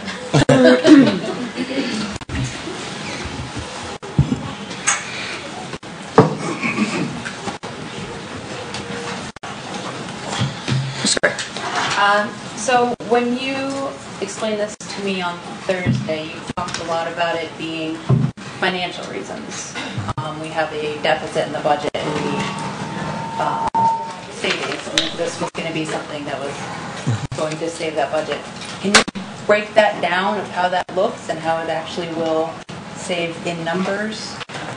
Well, the Princeton model is generally a financial plan that works academically. We will have furloughs in the district staff. We will have furloughs at the high school level and elementary level. And through those furloughs, we will acquire savings. But can we get numbers on that? Yeah, we're working on numbers right now. We're looking at through attrition. We have a number, and I don't want to say a number publicly. That's fine. I don't want to put it out there right now. But as we get into committees and things, can we get committees and budget time? budget We will have committee and budget time. We will have numbers. Okay. But to follow up on that, and the question from the audience, right? So that reduction in staffing is not contingent on increasing class sizes at those lower levels, right? No. That was one of my questions. And also, this is an effort to not raise our taxes. That's not the answer that we're looking for. We're trying to work within budget. Right. Okay. You have additional questions? It's not so much a question, just a concern if pre-K is going to be at Edgewood, but kindergarten is at Wilkins, and you're now presenting a fourth building, so potentially a child could be pre-K at Edgewood, then they're going to go to Wilkins, back to Edgewood, Dixon, and then up to the high school. That's 5 buildings. Well, if they enter our preschool program, pre-K counts program. And what about the families that have multiple children? I know one that has 6 could potentially have a child in each of those 5 buildings. They'll be in multiple buildings. I mean, unless I come back to the board and ask for a total building reconstruction plan or tear up everything, we're trying to work within the resources that we have here. Wilkins was chosen because the way it's structured for smaller children. We looked at switching Edgewood with Wilkins, the student population, but everything would have to be raised. You know, the water fountains, the sinks, the urinals, I mean, everything would have to be totally, and we can't do that. So we looked at the resources that we had, and we're making the best of what we have. And we have a lot, but it's not the perfect situation. We looked at putting preschool in Wilkins. It doesn't fit. We're trying to grow our preschool program. And at Edgewood, they have so much room. We could grow the preschool program there. The high school, built for 2,000, will have 1,000 students in it. So you might say it's half empty. Or you can say it's half full. Okay. So what we're trying to do is get kids back. And we'll go from there. But we have to use the space that we have the most effective way. So do you have an idea of what the utilization of each building will be, We're roughly, trying and to what the room for growth will be? We're trying to get into the high 80s. We want to use the space available. Sure. Some will be 90. Anything else, Ms. Gray? Well, the Academy Lottery is in a couple of weeks. Like, what's this plan look like for us? What's the timeline on this? Is that lottery still going to go through? No, the lottery is going to be put on hold, and right now, the students who are at the Academy are there, and we're working right now on an enrollment plan for the Academy. That's why I wanted to get ahead and get some feedback and get in front of the board and see if this is the way you wanted us to go, and we'll proceed. So essentially, every child that's in the lottery right now would be accepted into the Academy. I have to look at that. How will we be notifying people who register for the lottery that it will be at least delayed? I'll have to look at the principal and talk to the principal. She was out, and we're looking at the other processes. Okay. How we can get them in. But we will be notifying? Yes. We're trying to reach out to a broader group of people who may want to go to the Academy, and we're just trying to figure out the best way to do that. Okay. Anything else? So is this like a vote in April? Is it at our legislative meeting in April? I'm just wondering the timeline, what you want us to... Well, it was presented this evening. We'll come back at another meeting and present more details of it, and then the board will have to vote on it. Unless you wanted to do something sooner. It's up to the board. I'm Are we just gonna curious talk of about the it in committee timeline. this month? Yes. April, probably what we're talking April. about. Yes. I think we're going to be talking about it for the next month. For next month. Sure. Yeah, I mean, I think there's going to be a lot of conversation. Vote-wise, Yeah. probably April. Yeah. Okay. Anybody else have questions? Okay, I have a couple. And some of these are a little bit technical, so we may have to get into them later. But you indicated that there's a meeting tomorrow regarding the Dixon project and changes that might need to be made to that. Okay. Will we get an update following that meeting Yes. about the plan for that? Okay, great. The cyber, you mentioned, this might be a question that has to be answered later as well, but you mentioned a loss of $3 million for cyber school. Is that a loss of, is that what we're paying out in cyber school payments? Yes, those are students who are not in our cyber program because it doesn't meet the requirements that they need. Okay, but our cyber program is not losing money. Not losing money, people aren't selecting it. Right, we're trying to make it more of an option for people who are electing for cyber school. Okay, great. Okay, and this is, this is a question about the pathways that might be for Mr. Clausen, actually. With regard to the pathways at the high school, how much flexibility is there in those? I mean, will kids be locked into a program, or they will have the option to switch back and forth between classes if they end up not liking healthcare after all? Can they switch into, you know? Okay. So I think I made it clear in every presentation, the pathways are there to offer guidance to students. I'm interested in, I'm not going to say art, but I'm interested in healthcare. So I'm going to start taking here's all the information I need about what courses I should take by planning on pursuing a healthcare career. These are the classes at the high school that I can take. The classes I can take at the high school that reflect that. I'm free to change that at any time. Okay. This is about providing the most information to the students possible, so that if, they know what's out there for them if they're interested in a career in health. In the same way that. Okay, thank you. I'm also very interested in logistics of moving in the summertime, in light of the fact that we have 2 major construction projects underway. I'm very interested in seeing a plan about how moving will happen and what Mr. Finney's burdens are for the summer, because they will be substantial if there's additional moving of classroom things. So that, I think, is a detail that will have to come, but I just putting a flag up that I'm very interested in that. And that's all that I have. Anybody else have questions from the board? Okay. Seeing none, thank you all for that robust discussion. Appreciate it, and all the thoughtfulness that you brought. And we look forward to having a lot more conversation with you in the weeks ahead. So please do plan to attend the meetings that have been scheduled. Don't hesitate to reach out to me or any of the other board members if you want to discuss and have conversations about this. I think we're all open to hearing from you and look forward to those conversations. So please feel free. Okay. Thank you all for being here. We're going to move into the regular agenda at this time. We don't have any registered speakers, Ms. Poole, as I understand. Okay. So that will move us into our agenda. Mr. Harris, Board Matters. Okay, Board Matters 2.1. We seek approval of the Swissvale Library's revised policy on patron behavior. Any questions from the board? Seeing none. 2.2. 2.2. First and final reading of revised policy 334, sick leave. I will note that this is a first and final reading, as we have been, as the Department of Education has indicated, this is a policy we need to revise. Any questions on that? Okay. Seeing none. 2.3, first and final reading of revised policy 217, graduation requirements. I'll note again, this is a first and final reading to bring our policy into compliance with what we approved in the curriculum guide last month. Any questions?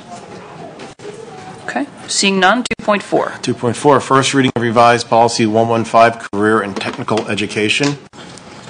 Any questions on this? Okay. Seeing none, 2.5. 2.5, first reading of revised policy 338, sabbatical leave. Any questions on 338? Seeing none, 2.6. 2.6, first reading of revised policy 339, uncompensated leave. Any questions?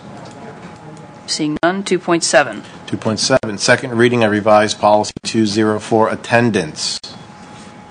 Any questions? Okay. Seeing none, 2.8. 2.8, second reading of revised policy 227, controlled substances and paraphernalia. Any questions? Seeing none, 2.9. 2.9, second reading of revised policy 317, conduct disciplinary procedures. Any questions? Okay. Seeing none, 2.10. 2.10, final reading of revised policy 806, child abuse. Any questions? Is this a second and final reading? Just so that we're clear on which... Yes. Thank you.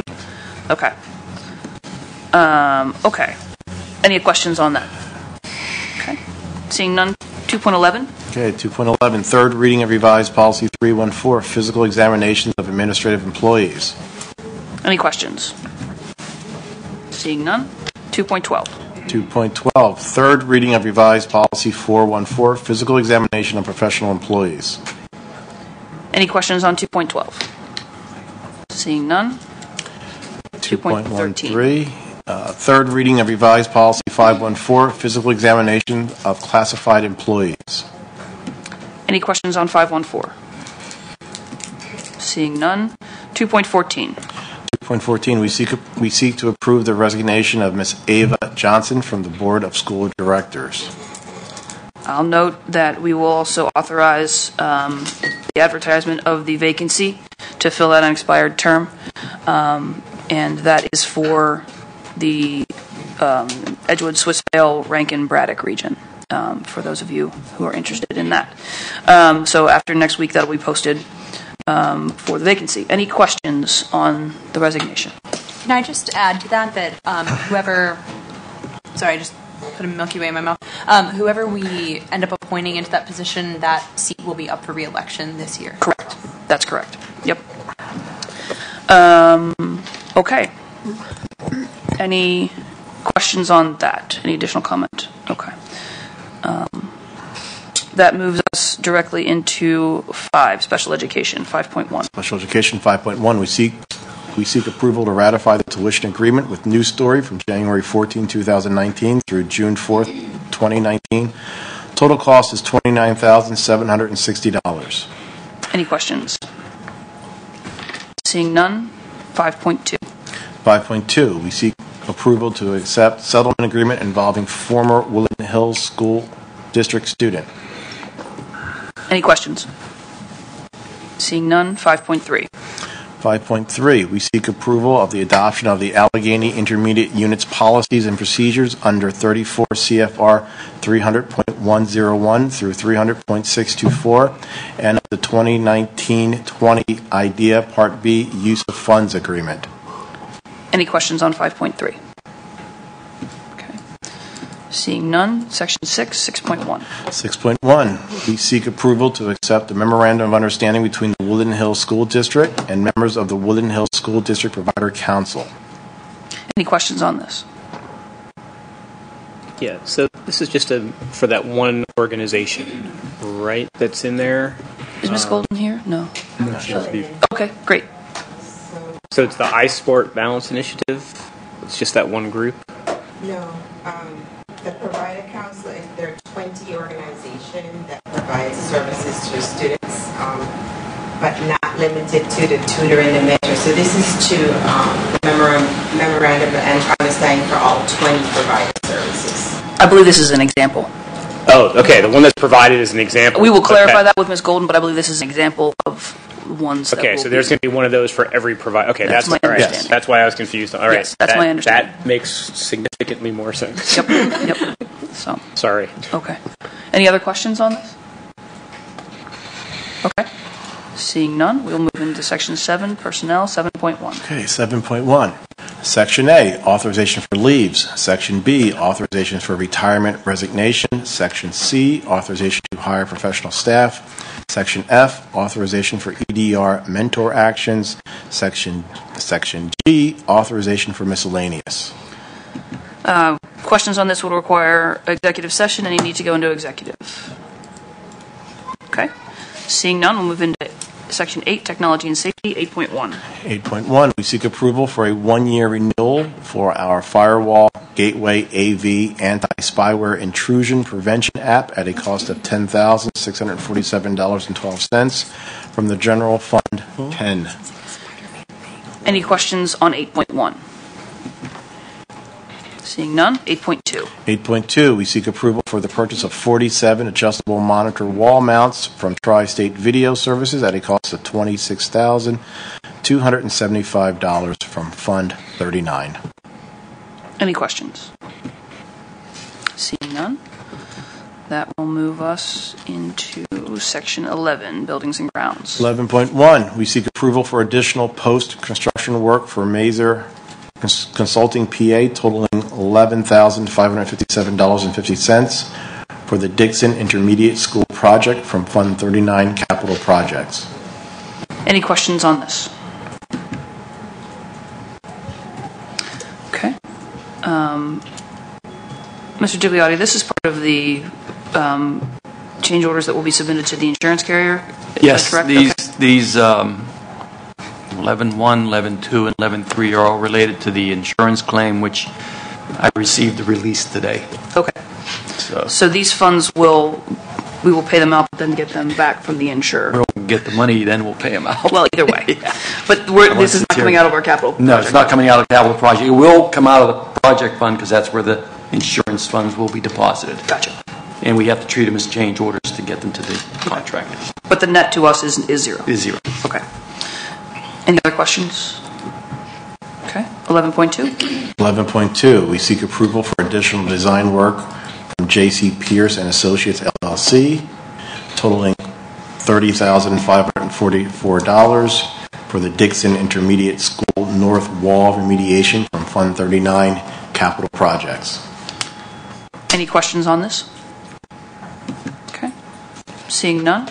11.3. 11.3, we seek approval of change order number 5 to Nello Construction for the repair work to the north wall of Intermediate School at Dixon project totaling $643,027 from the Capital Project Fund 39. Any questions? Seeing none. 11.4. 11.4, we seek approval for the use of facilities by outside organizations for the 2018-19 school year. Any questions on this? Okay. Mr. Finney, I have a couple of questions. And this is, again, fee-related. Yeah, I have a couple. I mean, so there's a number of organizations that have fees waived that appear to be youth sports organizations, but there are a couple that do not have those fees waived. I'm just wondering what the distinction is and why those are treated differently. Just because of the classifications that they fall under. So explain to me why Woodland Hills youth soccer is waived, but Forest Hills Churchill baseball is not.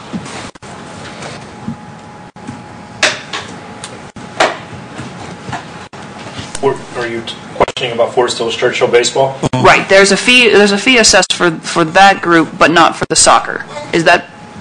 Tell me why that is.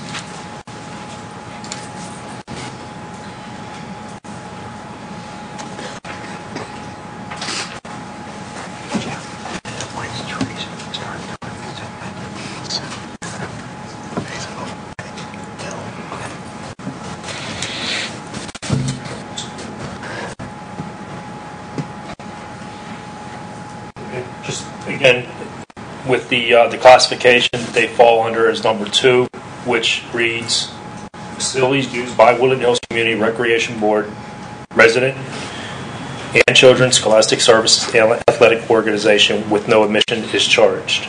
Okay. Woodland Hills Soccer is also class 2. Can you? We don't have to do this right now, but can I get an explanation about why the fee is waived for the soccer? They're also a class 2, but it's not waived for baseball, which is a class 2. I mean, this just reinforces the need, and we say this, I feel like every month. We got to fix this policy, and we got to fix it fast. Right. So can we get together on that again and figure out what we need to do, because I don't know how to explain this to people, frankly. I mean, when I get questions about it, I don't know how to explain it to them. So we need to get to a policy that is clear and easily understood by us, but also by the public. So I won't put you on the spot any longer, but I do want to get that fixed, Mr. Graves. Ms. Glasser, two things. One, I think this is another reason why we need a collective calendar, because last month we approved the same issue for North Braddock baseball that we asked for the fee to not be there, and I don't see why Forest Hills Churchill baseball would have to pay a fee if they're using just a different building, but they're using a gym in a different building. If we waive that fee, we should be waiving this fee too. So we want to at least try to be consistent as possible on how we're doing the fees, and it doesn't seem like it's like that. Yeah, I mean, we can talk about it. We can talk about it in more depth. I mean, but I think the point is well taken. So I won't belabor it any longer unless anybody else has questions. Are we going to waive their fee too? The soccer fee? Well, soccer fees are already waived, I believe. Right. Yeah, I mean, my preference would be to do that. We can take a motion next week to we could do it, to waive that if that is the will of the board. So. Okay. Thank you. Okay. 11.5, we seek approval to consider the amended construction management terms from Reynolds Solutions. Any questions on this? Okay. Seeing none, that moves us to Section 12, Athletics. 12.1. 12.1, we seek approval to accept a 1,000 Project A game grant from 7-Eleven to be awarded to the Woodland Hills Wolverines. Any questions on this? Seeing none, we'll move on to school finance, Section 14. School finance, 14.1, we seek ratification of the bill list for invoices paid after the February 20, 2019 legislative meeting. Any questions? Okay, seeing none, 14.2. 14.2, we seek approval of the March 2019 bill list. Any questions on the bill list? I have a question on the bill list per se, but there's no executive content that's usually there. Yeah, we didn't get the legal bills. The legal bills? Okay, we'll get it on. Thank you. I know it was copied, so. Okay. Thank you. If you can get that in, that would be great. Any other questions? Okay, 14.3. 14.3, we seek approval of the investment reports for February 2019. Any questions on the investment reports? Okay, seeing none. 14.4, we seek the acceptance of February 2019 fund reports and student activity reports for informational purposes. Any questions? Okay, seeing none. 14.5. I'm talking too much tonight. 14.5, we seek approval of the budgetary transfers for March 2019. Any questions on the transfers? Okay, seeing none. 14.6. 14.6, we seek approval to file real estate tax appeals for 2019. Any questions on the appeals? Yeah, just refresh my memory. They're not going after every one of these, are they? Or Yeah. They are. Okay. These are the ones we're going after. All right. These are the ones that we've identified. They have a $30,000 difference in their threshold. assessed for. Okay. No, that's fine. I just didn't know if that was sort of just a general list for our information or if this was every. Okay. No, that's the list. Sounds good. Thank you. You know, I don't know if the commercials are on there. I forgot that. Because that might come from the solicitor. I don't know. I think that's what the sales solicitor. I think that's the second PDF, isn't it? You see. Those look like commercial. Some of them look like commercials. Yeah. Yeah. He has his too. So yeah, they're both there. All right. Thank you. Any other questions? Okay. Seeing none. 14.7.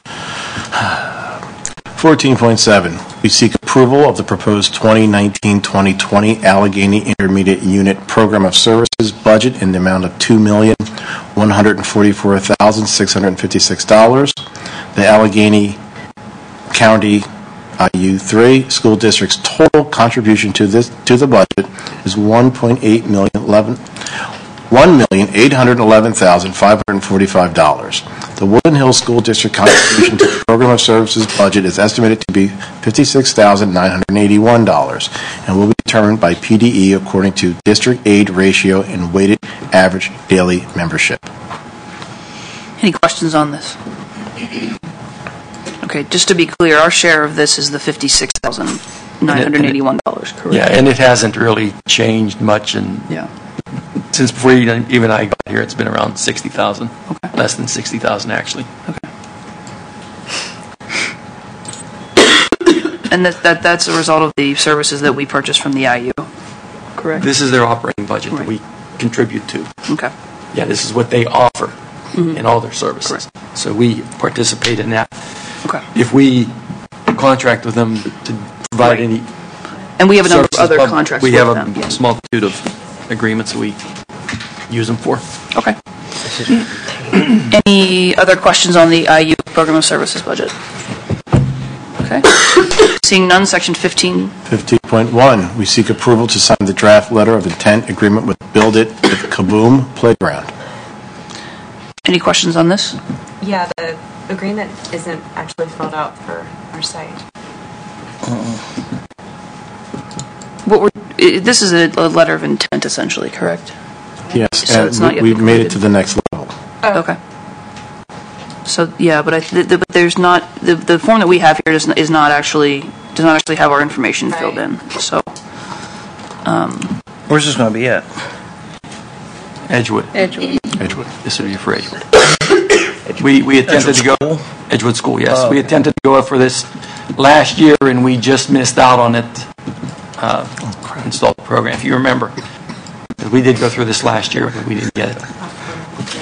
Okay, we're done. Okay. Any other questions on 15.1? Building a Kaboom playground is really fun. Yeah.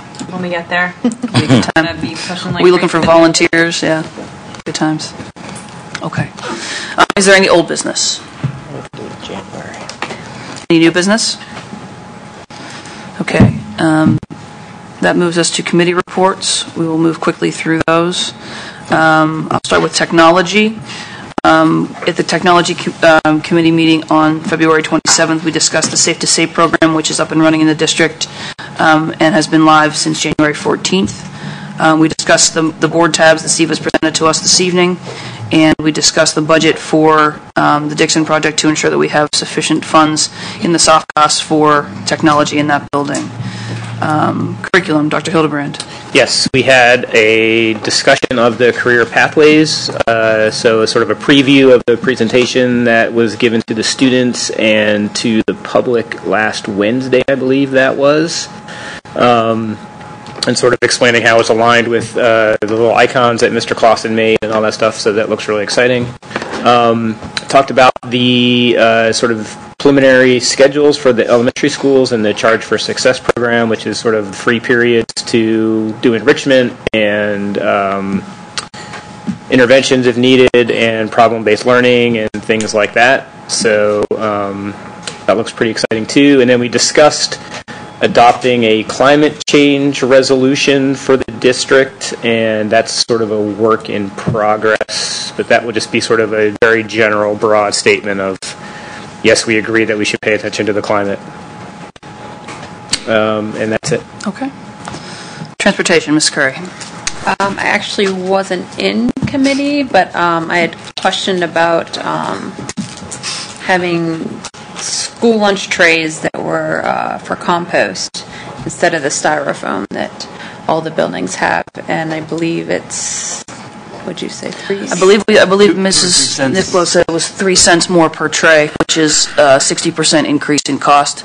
So that's something we're going to have to look at pretty closely if we decide. Trying to find Right. something. Yeah. And then So- versus like wash. Something we'll have to trays. talk with our nutrition folks about as well. But yeah, but we don't have dishwashers. Right. Turns out in many of our kitchens, so we can't use washable trays. And the labor is more intense, so and more costly than. Yeah. So. But they're not biodegradable. Yes. We'd have to find the right ones for the right cost so we can make it work. All right. So we'll continue to look at that. Yeah. Thank you. Okay. Special education, Ms. Selton. Yeah, I wasn't present for, but I did reach out. So, Ms. Johnson, if you want to jump in to add anything here, the highlights of curriculum needs focus with social emotional learning K through 12, continuing to research programs. Focus on life skills from 7th to 12th grade, research-specific curriculum, life-centered curriculum. We'll continue to review that process and focus process monitoring for reading and math from K through 12, AIMS Web Plus. Okay. Maybe. Ms. Johnson? I think it's just, we're just looking at like the social work.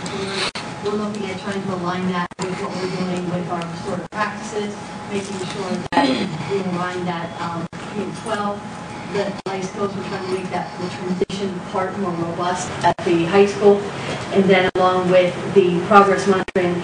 We used to have aims, but we want to try to bring that back because we want to have that consistency with the progress monitoring across the grade levels to show progression, with the individual goals for those who have intensive instructional services within Thank you. I will also do facilities. We had an update on the progress at Dixon from Reynolds, and we talked about the phase 2 of the high school project, which is in this planning stages at this point. Phase 1, as we noted earlier, has begun this week. We also reviewed the proposals that have been submitted for the construction management at the high school, and that is on the agenda for next week. We discussed the change order regarding repairs to the north wall of Dixon and also the soil conditions that are an issue over there.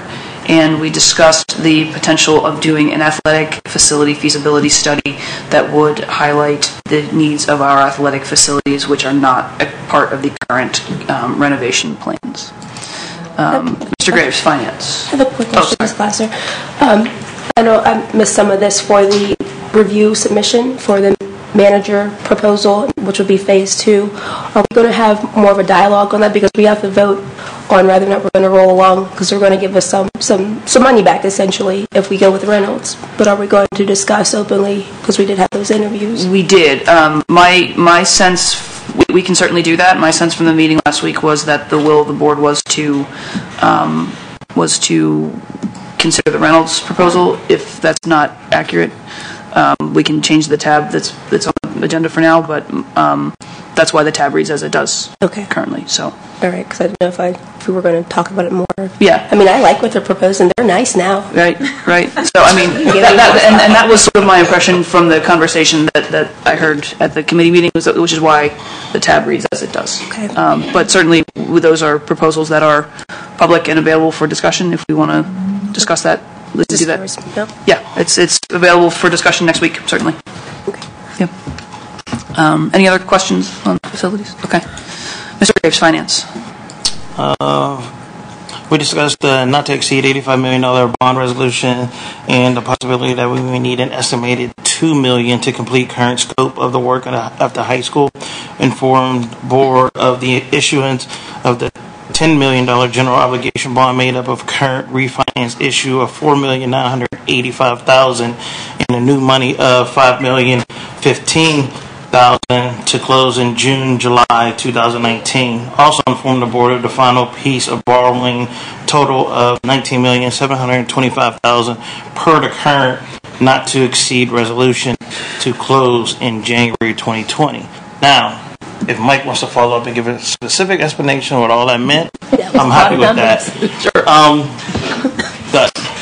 We will be going out as part of the not to exceed resolution and as part of the need to have the money available for the projects and to keep the budgeted debt service in line with controlling it to the level that we're already currently built into the budget. We're going to issue $10 million in the next coming months. Going to go have the bond sale and close in June.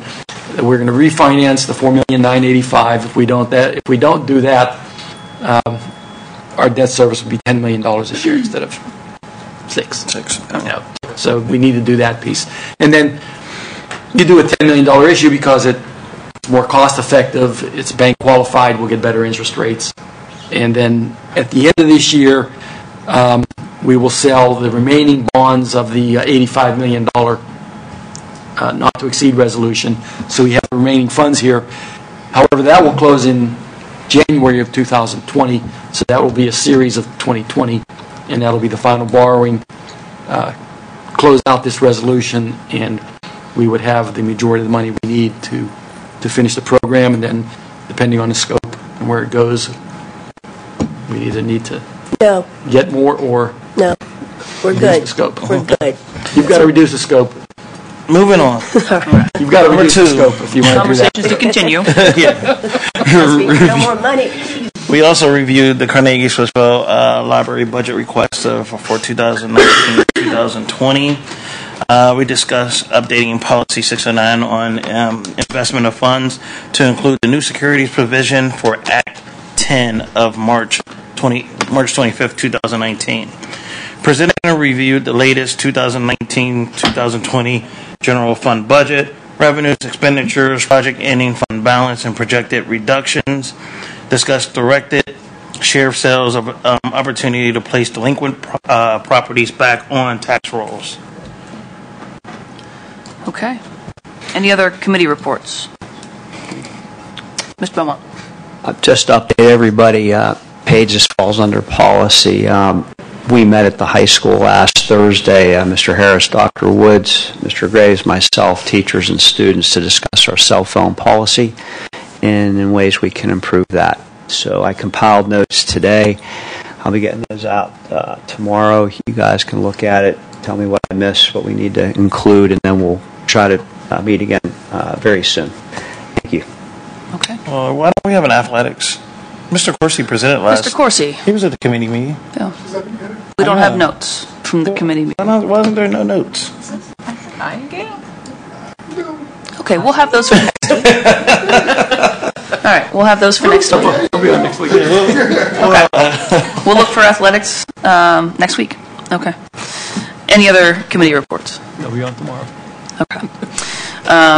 Public communication. Is there anyone who wishes to address the board at this time? Okay. Seeing none, is there a motion to adjourn? So moved. Second. Moved by Ms. Strasbaugh, second by Ms. Seligson. All in favor? Aye. Thank you all. See you next week.